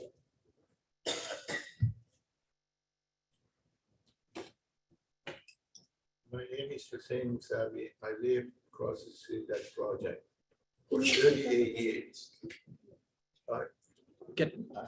Yes, sorry. This microphone is the one you need, sir. For 38 years, I live across the street that project. You are my hope because I'm taxpayer and I'm voting. But if you vote for the zoning right now, you're taking it out of hand of the community, you give it to the mayor, whatever they want to do. This is not a poor city. Deputy Mayor said $19 billion, the budget in this budget we have. We can make it ourselves, not community make it. We have to decide what you have. If you have project you have to see what is feasible to do with it or a smart way to do it. Respect the community and using your own, because you don't know the contact, the people you listen to. I don't know these people in the city, but you guys know that. You will be voice of my voice. We can do it. If we cannot make $200 million right away, find somebody make it $50 million, $50 million in 4 years. You can project. We should not be a slave of the community, a slave development, what they want to do. 3 things you can do in this project to be a smart thing to do it. Police, you make it with the like 20th century for police department, 20th century for the fire department and ambulance service. The rest of it, you want to wait for the people with the lower income. You can do it the way to look with the, we are living with the historical if I want to put window in my house, they tell me you have to be, definitely you have to be wood. You cannot put anything. Don't give the developer whatever you want to do. You have a voice. You have the community behind you. Honestly, God, don't disregard your power, how much power you have. You have a power. Community doesn't respect that whatever developer wants to make money. So your time is up, but thank you for your comments, and I hear you. I will like to add again a point of clarity that the ANC, we have no legislative power. We do have influence, and we will be submitting something, depending on the vote, a letter to the zoning commission. The zoning commission has the ultimate authority, and we are happy to lay out how to testify in front of the zoning commission and to provide those comments too. Are you voting today for the zoning? We are voting, no, we are not voting for the zoning. We do not have the authority to approve the zoning here. And the zoning hearing is actually on June 23rd. I know you said it's the zoning to do it two level number, I don't know, 4 or 10, I'm not familiar. Right, MU4 to MU10. Don't do it Yeah. the other way. We do not decide that. We only vote whether in favor or we say we oppose it. So we do not vote to approve or to say that. We do not have the authority to When do you that. vote for the zoning, you eliminate your forces you have to listen to you. We are not. Yes, Madam Chair. I am happy to talk about this, sir, but we do have some other comments. What to do, but you don't have any power to actually Do it. Exactly. Thank you, sir. But aren't you voting for what your constituency want? Because I heard. Madam Chair, So I apologize, Ms. Richmond, we do need to move on. I will also note that the ANC, each commissioner takes an oath of office for the best interest of the entirety of the District of Columbia. So yes, we do, and I'm happy to share that oath. So it's not what your constituency wants. Are there other community questions? Are there other? Madam Chair. I have lived across the street from the 3rd District for over 38 years. I came as a federal employee, low level, worked my way up and raised a family there, built my life there. And I right now I'm retired and I intend to stay in that house because that's my community. And I like my community and my neighbors. I respect them very, very much. And I'm very disturbed that the community has not had very much involvement in this whole process.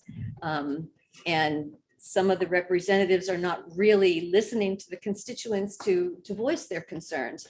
And I don't know that it's the whole city that's involved. I have to live across the street from it. So my question today is, why do you as ANC commissioners have to vote on anything today? Why can't you reevaluate those provisions that you came up with a month ago or whenever it was, in light of some of the other comments that were made today, and especially in light of the assistant deputy, what was he, the first speaker? Interim deputy mayor, when he said that there's going to be a district push to have affordable ownership, Black home ownership. But that proposal isn't even going to be ready until 2025. Why do we have to rush to rezone this publicly owned property when there are valid and really good reasons to postpone it? Because there are public uses and proposals that will be coming forward in the next couple of years. And I think we need to address those. We need to consider those before we do anything else. Thank you.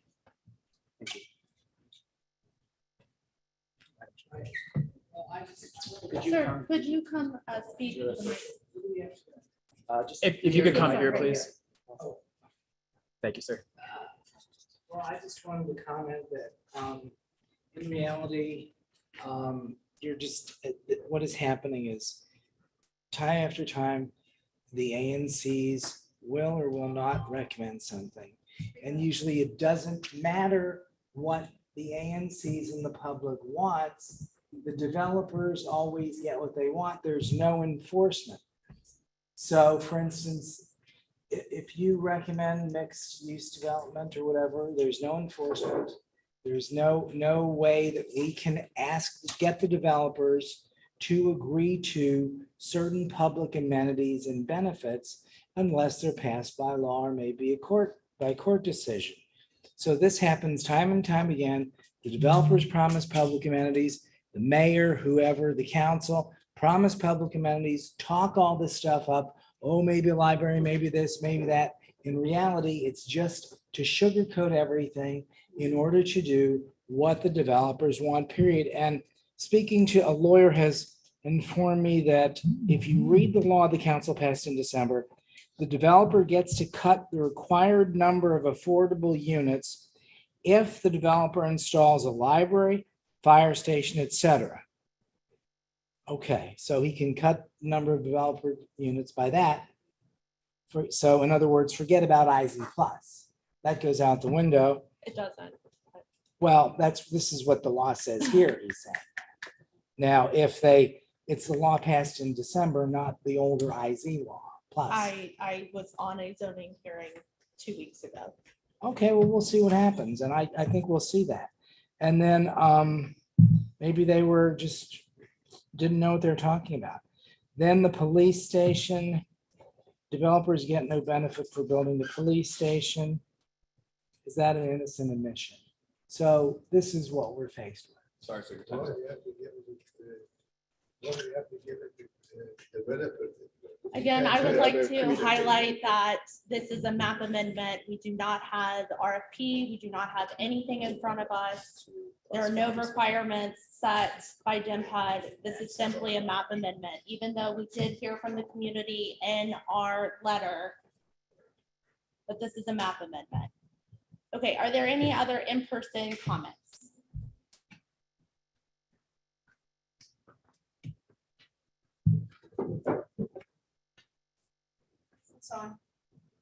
I think so. I think you just need to speak I'm closer. Marcy Logan. I own my house at 1755 Seton Street for 49 years. I bought it in 1974. I think that's the way the figures work out.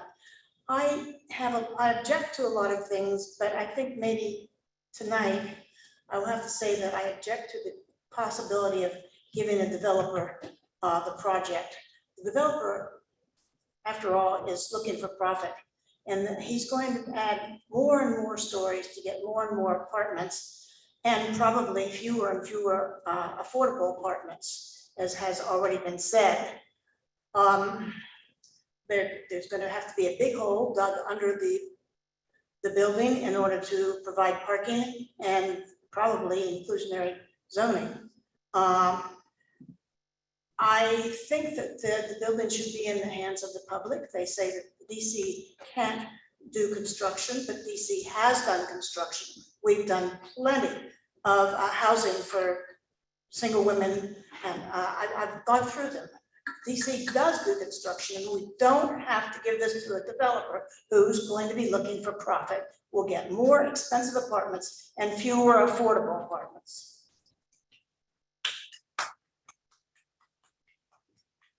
Are there any other in-person comments?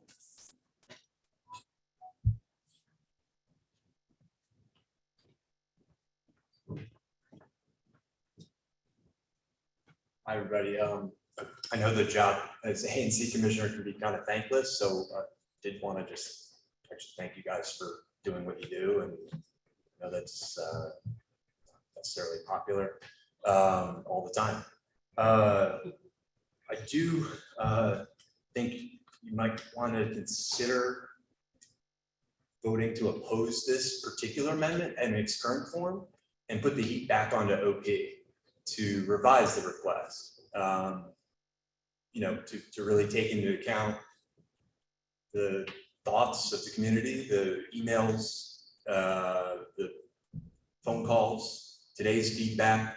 I haven't heard anyone who's in support in the audience or online.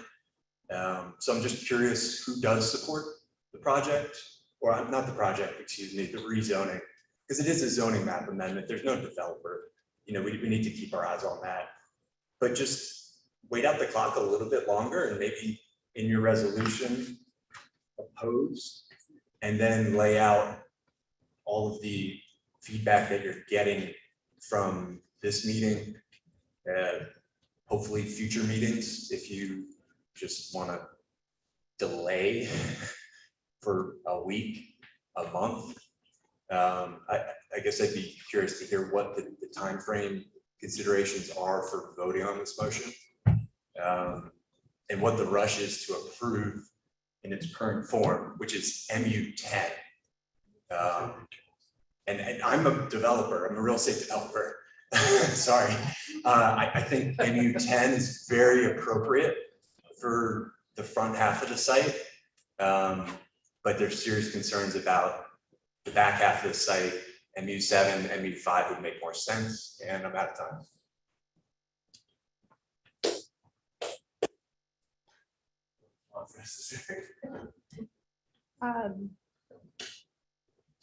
Let's go ahead. Are there any other community comments in person?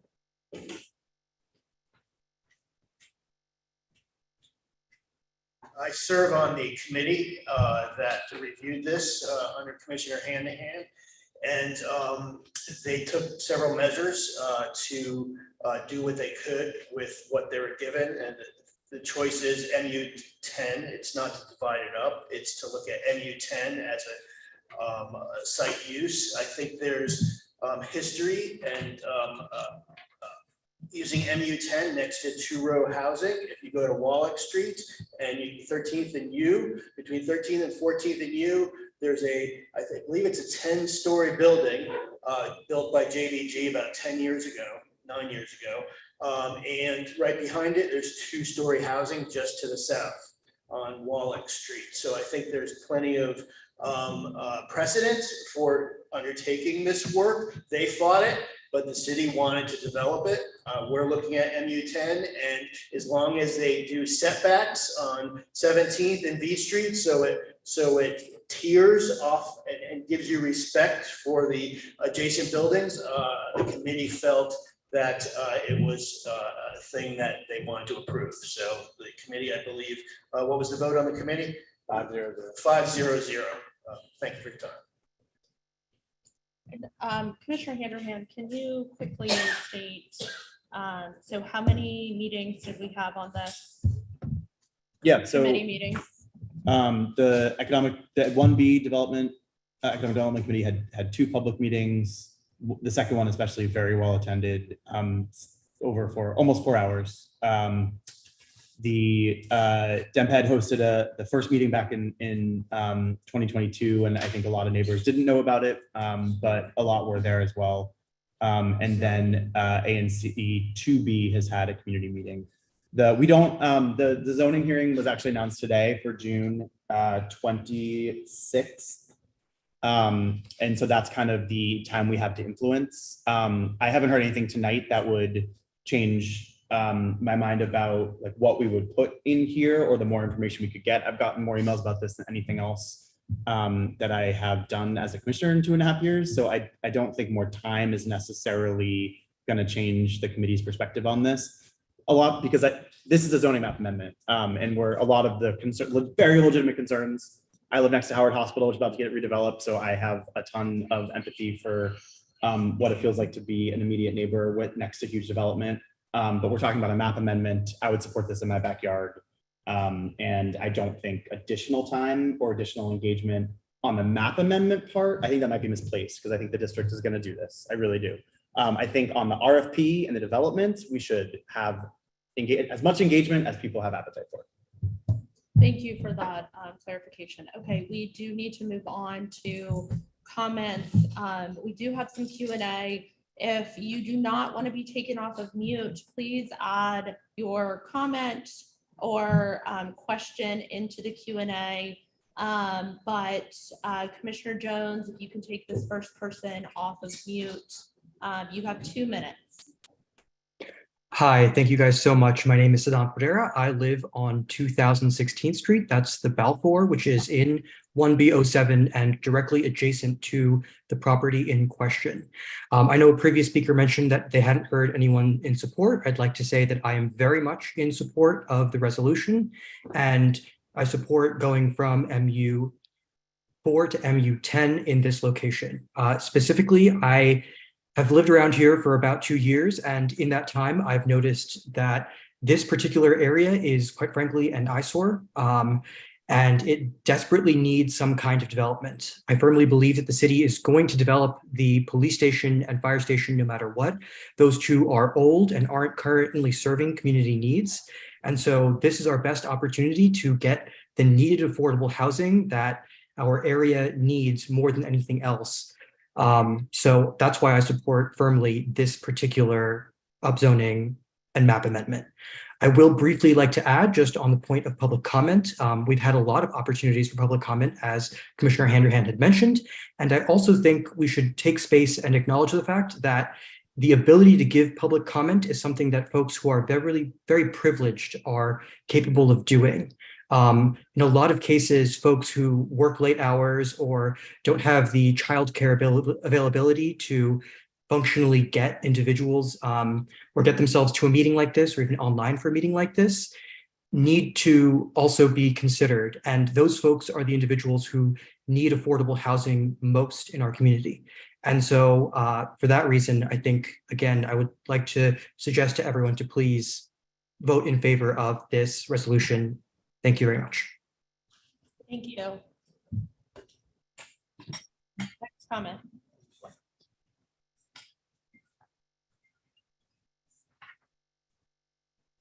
You can go ahead and take yourself off of mute. This Yvonne Williams.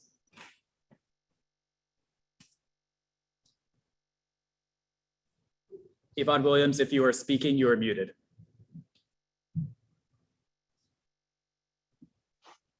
Can you hear me now? Hear you now, thank you. Okay, sorry.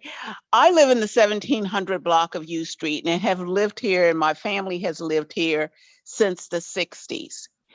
I am all for great development. I've seen this neighborhood go from drug infested to where we are now.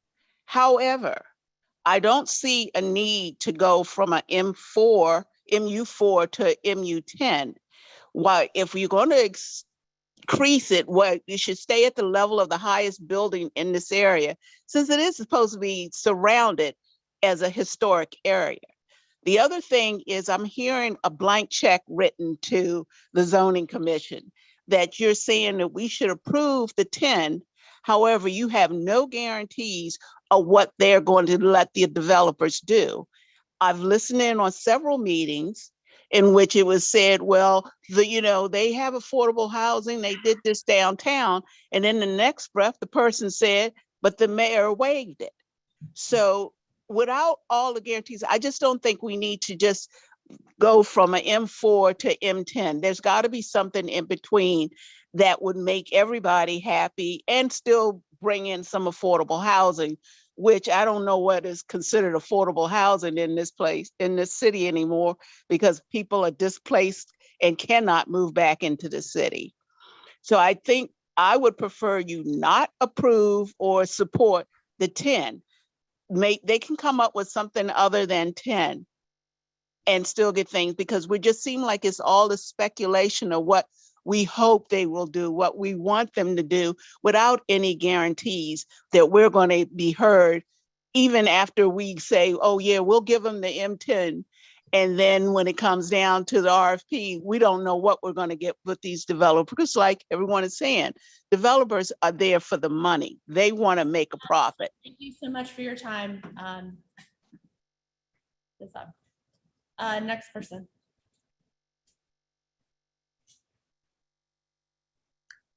Is that me? Yes, It is thank you. Thank you. Okay.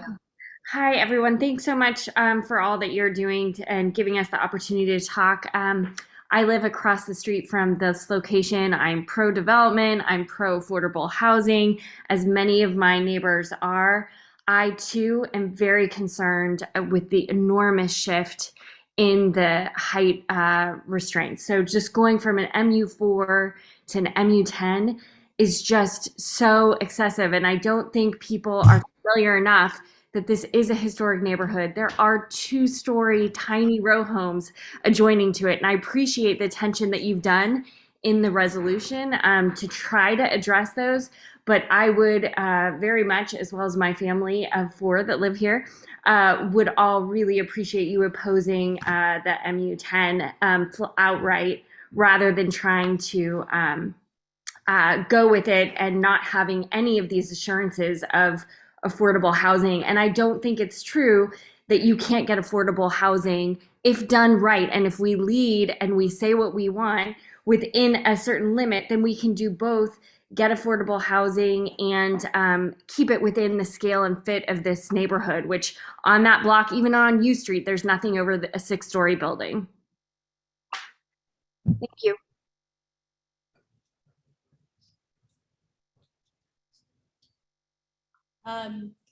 Next person.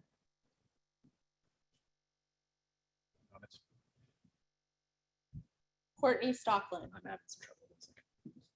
Thank you. Hi there. My name is Courtney Stockland, and my family has lived on Seton Street for over 10 years and in the neighborhood since 2006. Thank you, commissioners, for your volunteer time and effort. I appreciate you listening patiently and without elements of defensiveness. Vote against this measure as it stands. Share the feedback from the community with the planning and zoning folks. Cycle through this process again. An approval is premature given the number of legitimate issues raised by our neighbors. MU10 is rather ridiculous for the full square of this project. There's a postage stamp of about 25% of the square where MU10 may be an appropriate fit. Keep in mind, there is currently 0 housing within that square. Erecting a giant rental apartment building, which may or may not be priced appropriately, building that would just be a complete shock to our community, trying to take on that windfall of new neighbors and everything that would come with a building of that size, never mind the issues that causes with folks in terms of sunlight and parking and on and on. Why in the world would we not temper this plan and all the steps leading up to the final plan and only proceed when we have guarantees that address the many concerns of the community? Please consider split zoning. I don't know why we wouldn't. And I think that means no for today. Thank you so much. As another point of clarity, there's no such thing as split zoning here in DC, which is why it is not being considered. Next person. Bonnie McGowan. Hi, my name is Bonnie. I live on Seton Street, which is right across the street from this area. And I mean, I share a lot of the sentiments that all of my neighbors have already expressed. Just, you know, it's a historic district. MU10 would be so out of size, out of scale with this neighborhood. And really, I think, you know, for all the reasons that have been mentioned, I think that we should consider voting no, and let them come back with something that would be more appropriate. Especially because I think even in the draft resolution, there was discussion about that DemPed is considering releasing the RFP before even the zoning has happened, which just makes me feel like we really aren't going to have an opportunity to weigh in and, you know, ensure that the things that we've all been discussing, like that it's appropriately tapered, or that, you know, they actually are taking some of this community feedback into consideration. We're not going to get that chance. And so the chance that we have to actually do something and impact what this is going to look like is in the zoning, which is where we are right now. You know, our neighbors, we've had a few meetings with various people. We had someone from the Office of Planning come and we discussed split zoning. It's been, we had a meeting with the OAG about it. Split zoning has been discussed. So I think that it does exist. But even if that isn't an option, I think we should vote no now and have them come back with something that is a lower zone that is more appropriate with the scale of the neighborhood. Thank you. Commissioner Henderson, can you clarify again on split zoning for 30 seconds? So my understanding, I think not everyone means the same thing when they say split zoning. There's no, you cannot zone a single site different zones. That's not possible, like in the way that the zoning code is written in DC. I think what the people who I've spoken to, and I've spoken to a lot of people about this concept, are looking for is, you know, achieved also by setbacks on 17th and setbacks on V and having a thoughtful development. I think there is a legitimate concern that setbacks in an MU10 zone are not something that can be enforced if we say that, and then, you know, them they can do whatever they want, but it doesn't, nothing we say can be enforced. So I think that point is moot. I will tell you that on June 26th, the Office of Planning is going to vote on one thing. Do you upzone to MU4 to MU10? And if we start talking about everything else, I think we lose our voice on that decision. And so I don't think they're gonna go back to the drawing board. I think this is a slam dunk for the zoning committee. I really do. And I think what we tried to do with the resolution was add everything we heard from the community. And I think we're open to amendments if people wanna make amendments from the commission, but to say, here is what it would look like to do this well. We can't, and so that's my split zoning. Just because you think it's a slam dunk, why don't you have an opinion? Madam Chair, we have more I comments. apologize. We are closing community comments after this. So if your hand raises, we will not be able to get to it. Again, we have a hard stop in here at 9 p.m. I'm not trying to be, I'm not censoring things. This is when we have a hard stop. I let everyone know before this. Okay, next person. Alan Easterling. Hi, thank you so much for your thoughtful presentation. I really appreciate all the ideas that y'all presented. I just want to speak in favor of this map resolution. I think, as previously said, this site is currently an eyesore. This site looks awful on the street. We need development and we need this upzoned. There are historic neighborhoods throughout DC that have like a number of floors development that have 10-story buildings next to 2-story row houses that look seamlessly and like bind the neighborhood together. This is not somehow like going against what DC development looks like. This is bringing the U Street area up to what the rest of DC has and bringing more people into the area, leading to business development, leading to economic growth. We need this development now. The argument against delaying this vote is that people need housing now.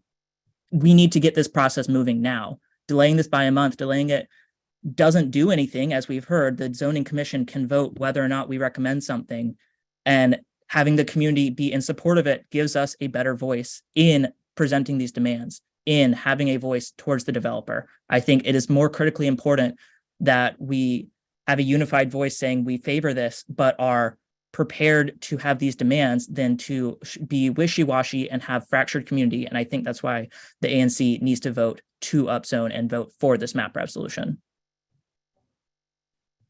Thank you. Commissioner Jones, as you take the next person off, I'm going to read through at least the first three questions just to speed it along. First question is, how will you protect and preserve the livability of the historic low-rise residential neighborhood around U17B lot? This lot is not a part of the historic district. I'm not sure who wrote that. So they will not be going in front of HPRB, although that is something when a proposal is given, when the development is given, that is something that should be flagged. I will also say the ANC is not charged with protecting and preserving the historic district. Next is to Commissioner Sycamore's statement about people not wanting a library. Adams Morgan residents have repeatedly requested a library in the neighborhood, and this is the best and most feasible place to put it. I now live in 1B03, but as someone who until last month lived on Seton Street, I would have loved a library at the end of the street. Next, I fully support Madam Chair's Sable's vote in favor of this. And we'll move to the next person. There are two more comments. I'm sorry, I'm trying to speed this up because we have a time limit. Commissioner Jones, can you please take the person? Oh, yes. Next is Danielle Bryan. Hi, thank you. I live at 2100 17th Street next to the corner of V. And I just want to understand or challenge the assumption if what Commissioner Hanrahan, and I very much appreciate how you've been so thoughtful and have evolved your position on this during the process as you've been listening to the community. But if you're saying it's a slam dunk at zoning that they're going to do this, then isn't our only option or only power now is to say no, MU10 is not acceptable and you need to do something other than that. I understand we may not get into whether it could be zoned separately in the two separate lots. Maybe that's not possible, although I'm not sure I believe that. But isn't the only time now for us to say, to rethink whether 10 is appropriate when clearly the vast majority of people who are speaking to you are telling you it's not? I think that's a really good point. I think it's a question of strategy and influence. And, you know, I would understand why someone would want to take that strategy. I think, yeah, so I think that's really valid. I think what we talked about on the committee and what I've heard before is, you know, the more that we can surface the community's concerns and understand the perspective of the district, the more influence we'll have for what's going to be a very long project deadline. I will say there is a question in the Q&A, and Commissioner Jones, if you can be available to take the next person off. This person stated, I agree that the city will develop the site, but I have not heard why commissioners support an MU10 zoning change. Why can't this group support a lower zoning change?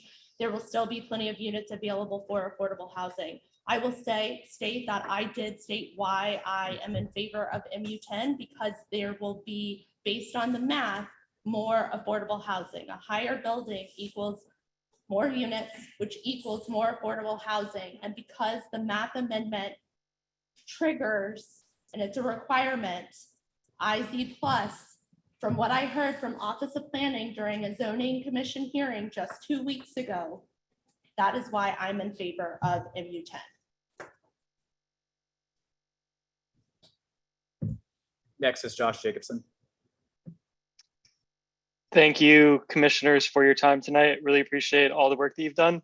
Also, I'm thankful that Mayor Bowser and her team are proposing this upzoning. They've set a goal of 36,000 new housing units between 2019 and 2025. I'm from neighboring ANC 1E, and a common concern that I hear from folks in the area is a lack of housing, especially affordable housing.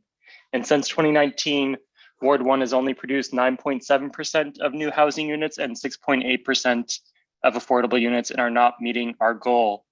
This upzoning is on a major bus route and within 15-minute walk of a metro line. And there are too many amenities to list within a 10-minute walk. If there is any place in the city that it makes sense to upzone, especially as dense as MU10, it is this area. And so I think given that we have an extreme housing shortage in the district and that this place is so close to so many amenities, I urge the commission to vote in favor. Thank you for your time. Thank you. Next comment. Next public hub. Yes. Deborah Akel. Hi, everyone.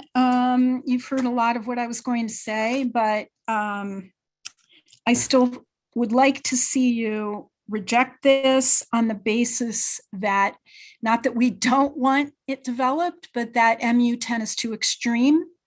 And if you guys are dead set against rejecting it, then I would at least like to see language in the resolution. And Larry, I did not send you this ahead of time, but listening to all these comments, like someone said, it's overwhelming the number of people you've heard from who want development, understand we need development, but have an objection to MU10. So can you not put language in the resolution saying you have heard from an overwhelming number of residents who live near the site who are concerned that MU10 is too extreme, and at least acknowledge in your resolution that you've heard from all these people who've taken time out to write in, to call in, to show up at meetings. We've had several meetings, in-person meetings. And I feel like we can get the job done with less than MU10. And I would like to see some reflection of all of this feedback in your resolution. And that's pretty much what I wanted to say. Thank you. Thank you. I think that is a very good piece of feedback, and I appreciate that.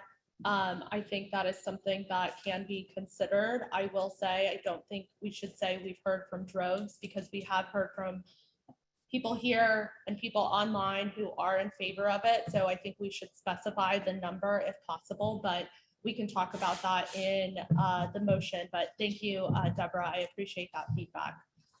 Let's go ahead and take the last person off of mute, and then I will get to the Q&A. But if there are questions that come in after this person's comment, we will not be able to get to them. Yes, good evening. This is Joe Brown. My wife and I lived in 1639 V Street, right across from the police station, for 4 years.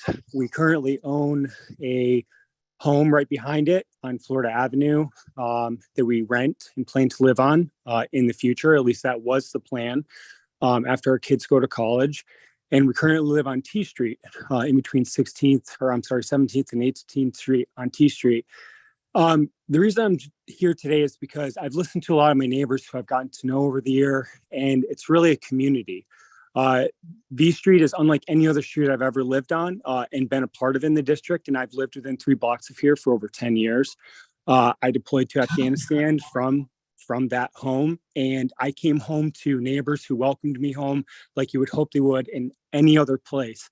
And I feel like, again and again, we keep listening to your constituents tell you that this is not what's in the best interest of this community. And I hope, as someone who also volunteered my time, that you'll take into consideration that they're trying to tell you something, and I just hope you listen. Thanks for your time. Okay, thank you. I am going to very quickly, because we're also getting signals that we do need to be out soon. First, I'm not hearing any residents and support setbacks aren't in the MU10 zone. So if you feel that setbacks are required, then it's not going to be possible to enforce that after the amendment goes through. There's no political capital be lost in the opposition of this map amendment. Another comment, arguments that high density housing on U Street or in the Stryver section is inappropriate or out of character are A Historic, the rest of the block on U Street, the 1900 block of New Hampshire, and plenty of others show this. Such arguments are problematic when DC needs to be doing everything possible to create as much housing as possible, as inexpensively as possible, and as close to major transit corridors like U Street and 16th Street as possible. Could we just ask that they incorporate IZ plus with a more modest zoning level than rather than relying on the map amendment? No, IZ plus is triggered with the map amendment. That we can ask, but they likely will not grant it. When a map amendment is in front, it automatically triggers IZ plus. Thank you for your time, commissioners. I do not wish to speak, but wanted to chime in and say I support the resolution in support of the map amendment. We need more affordable housing, and triggering IZ plus is the best way to ensure that affordable housing will be built here. Okay. Commissioners, we will be taking a roll call vote on this. Can I make a motion first? That is what I was getting to, Commissioner Handerhan. Do we have a motion? I would like to motion that ANC 1B accept the recommendation of the Economic Development Committee to support the draft resolution in support of the map amendment to rezone 1617 U Street from MU4 to MU10 with the caveats noted. Second. Discussion, briefly. I think I have a vote. I'll have a quick comment. I think I'm one of the only commissioners who haven't spoken to this. Throughout our entire country, there is debate about people liking their neighborhood as it is, while understanding that affordable housing is needed. This is yet another conversation I'm hearing. I absolutely understand people liking their neighborhood as it is and do not want a large unit being developed near their home. However, DC, as we all understand, is facing a housing shortage. We are pricing people out of this community. I really appreciate Commissioner Field's suggestion of displacement study. And I appreciate what Commissioner Handerhan has done, bringing people together, listening to them, and doing the best we can to present 1B's opinions to the city. Thank you. Commissioner Fields.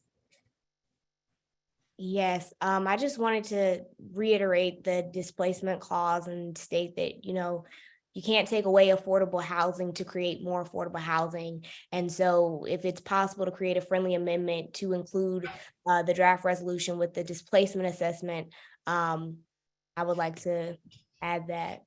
Commissioner Fields, there's no housing on this site today, so there is no affordable housing that will be removed. Right, I'm talking about the housing in the surrounding neighborhood and how this development will affect that.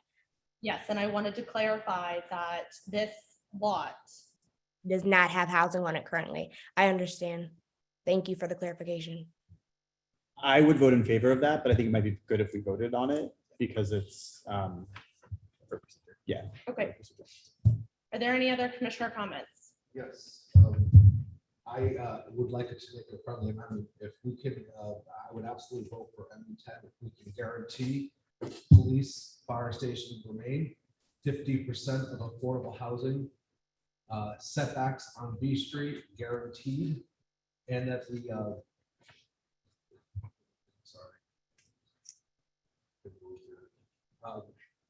and that we both basically both police and fire will be there, only go to the M10 on U Street. That was the other guarantee, and 50% affordable housing in that area, which would include obviously the police and the fire department that would be in that building.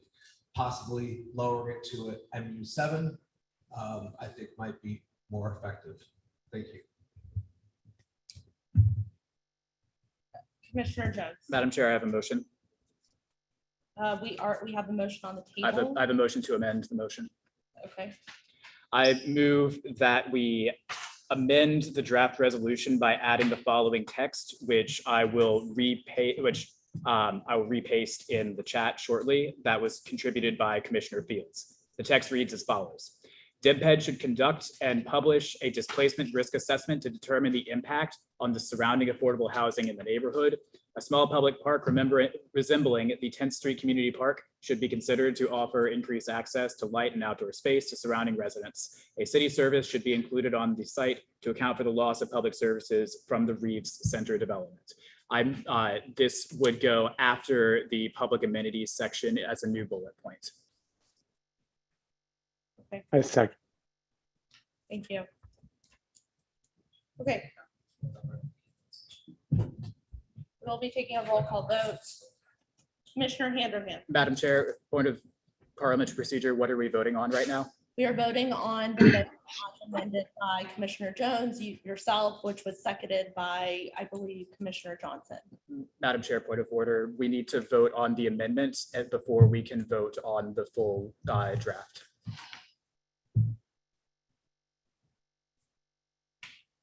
All those in favor? All those opposed? Abstentions? Motion passes. All right. We need to get through this, commissioners. Okay, so we have a new motion on the table.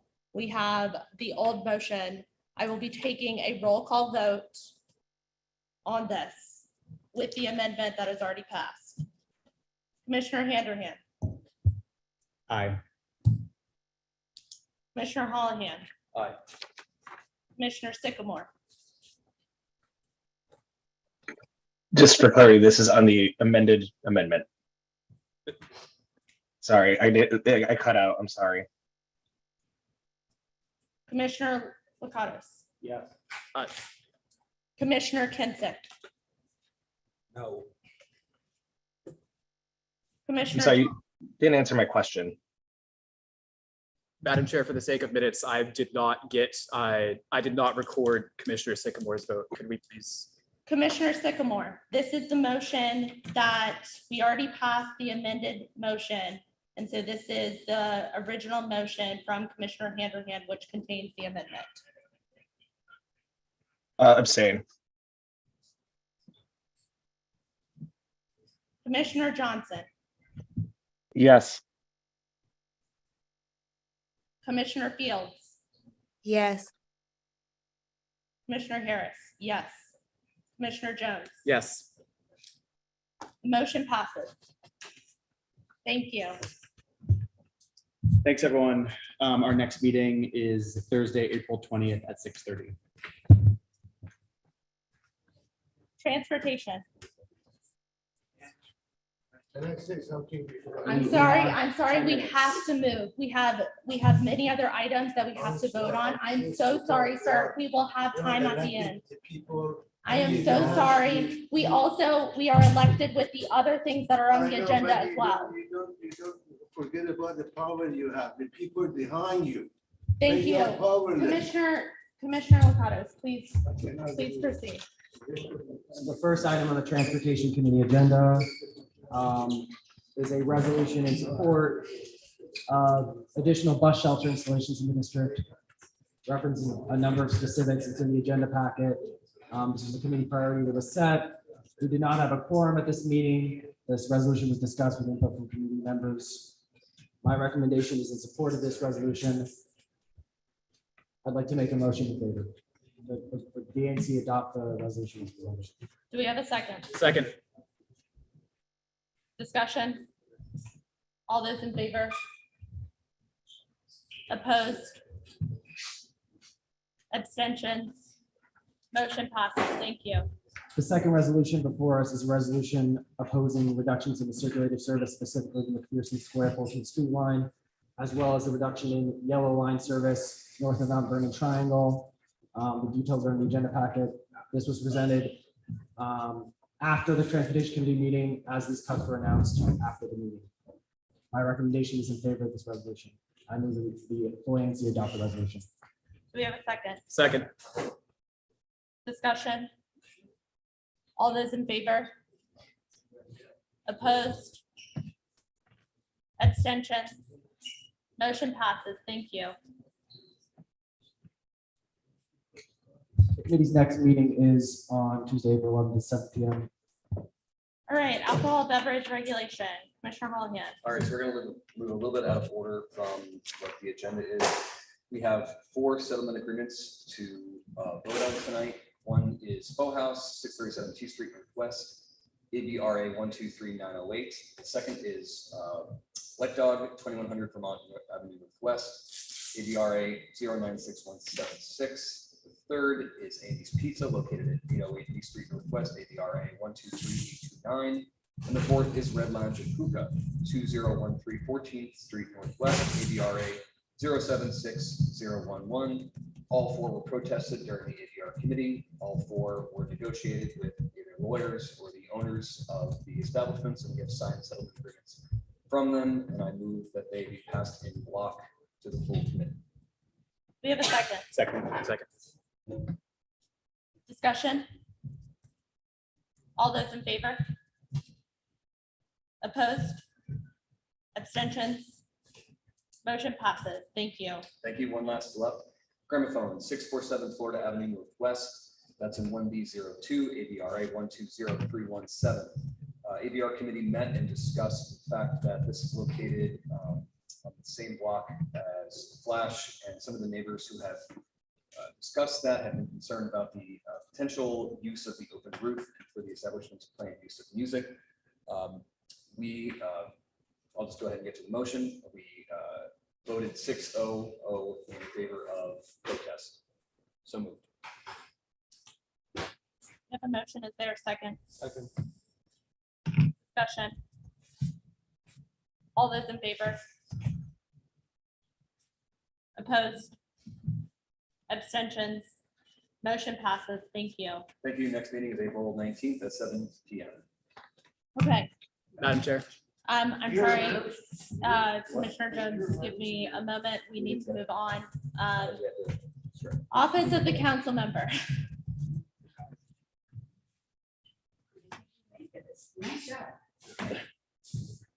Giving us 10 minutes. So we have our monthly office hours, Brianna and Block, next Monday, April 10th. That mic or that mic? At Lost City Books on 18th Street. That is 6 to 8 p.m.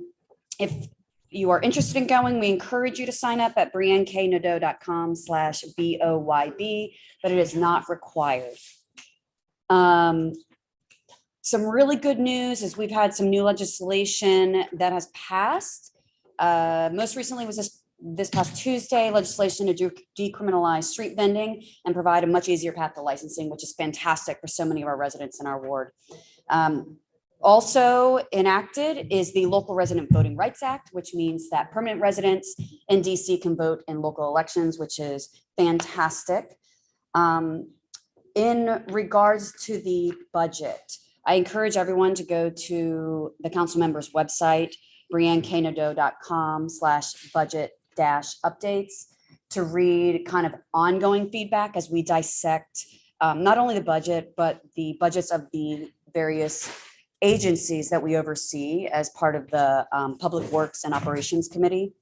And then I think to get just an initial insight into the council member's perspective on the proposed budget, also on our website is her opening remarks from the budget hearing. And then just want to also flag the yellow line. Commissioner Hanahan and I have been in touch about this. That is absolutely a concern. I encourage everybody to go and read the Greater Washington blog about this that speaks to the changes on the rest of the lines that will hopefully mitigate some of the issues that are of concern to community members at the moment. The council member believes that overall the changes will benefit Ward 1 residents as a whole. And so think that that is worth everyone giving a read. And then I'm happy to take, one other thing. I had mentioned last month, I believe, that she had requested $180,000 with Councilmember Pinto for focused substance abuse outreach in the T Street area. That was not funded, but DBH did have increased funding for behavioral health outreach. Today in the budget oversight hearing For that, the council member was able to ask questions related to how they're going to then focus those additional staff and efforts in the T Street area, because she strongly believes that ongoing and consistent outreach is necessary to help address that issue. So that is still top of her mind, and definitely look out for more on that front. Thank you. Madam Chair. Wait, I'm sorry, we really have to keep moving. I'm going to go to commissioner announcements with back to Commissioner Fields. If you want to quickly state the events coming up. Yes, so April 28th, Garrison Elementary School is having a spring fling, and April 29th, Meridian Elementary School will be having a spring fling as well in the park. And we will publish more information on that. I'll publish more information on that via my Twitter account. Okay, are there any other commissioner announcements? Community announcements. There's an agenda piece that fell off and it needs to be adjudicated by this commission this evening. Beer Lounge is on the agenda and we just missed it. Needs to be approved settlement agreement this evening. Sean, Yeah. Point of order. So it was just signed? Yeah. Because you can't raise the point of order. No, I know. I was gonna wait until you're done. We also still have new business. So I think actually it's out of order. Yeah, we skipped the business. I did not know that. I was told minutes before the meeting started that it still wasn't signed. So thank you I for raising confused that. Cloud We and will raise that in new business. Are there any community announcements? We do have one, Ms. Dorothy Deppens, I believe from the Terrell. Commissioner Jones, can you please take her off of mute? Yes, done. Good afternoon, good evening, everyone. This is Dorothy Duffy, the social worker at the Terrell Short-Term Family Housing Facility and the Permanent Supportive Housing. And I just wanted to invite everyone to come out on Saturday, April 29th, around approximately 1 o'clock. My sorority, Delta Sigma Theta, will be doing our third donation to 5 families of household items and other things like that, so that as they transition out of the shelter into permanent housing, they have welcoming gifts and things that they can use to start their new life. Please come all. Thank you so much. Thank you. Are there any more community announcements? All right, new business. Apologies. Normally new business is at the end. It got moved. Commissioner Holohan. Yeah, my apologies. We have one more settlement agreement to vote on. I just had it confused with another establishment from the same attorney. It's Mirror Lounge located at 1920 9th Street Northwest, ABRA 111950. Same as the other block, negotiated with the attorney, and we have a signed settlement agreement. So second. We have a second. Second. Discussion.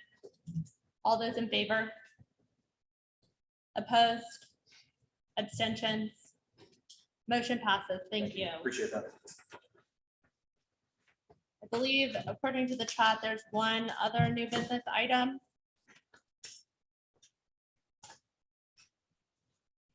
Commissioner Sycamore. Hello, yes. Oh, I'm sorry. I'm just reading this now. Oh, yes. So I just want to, sorry, I was confused. I couldn't hear what was going on very well. So I do want to change my vote. And I realize I have to raise a motion to be able to do that, and I have to get approval from the full commission to do so.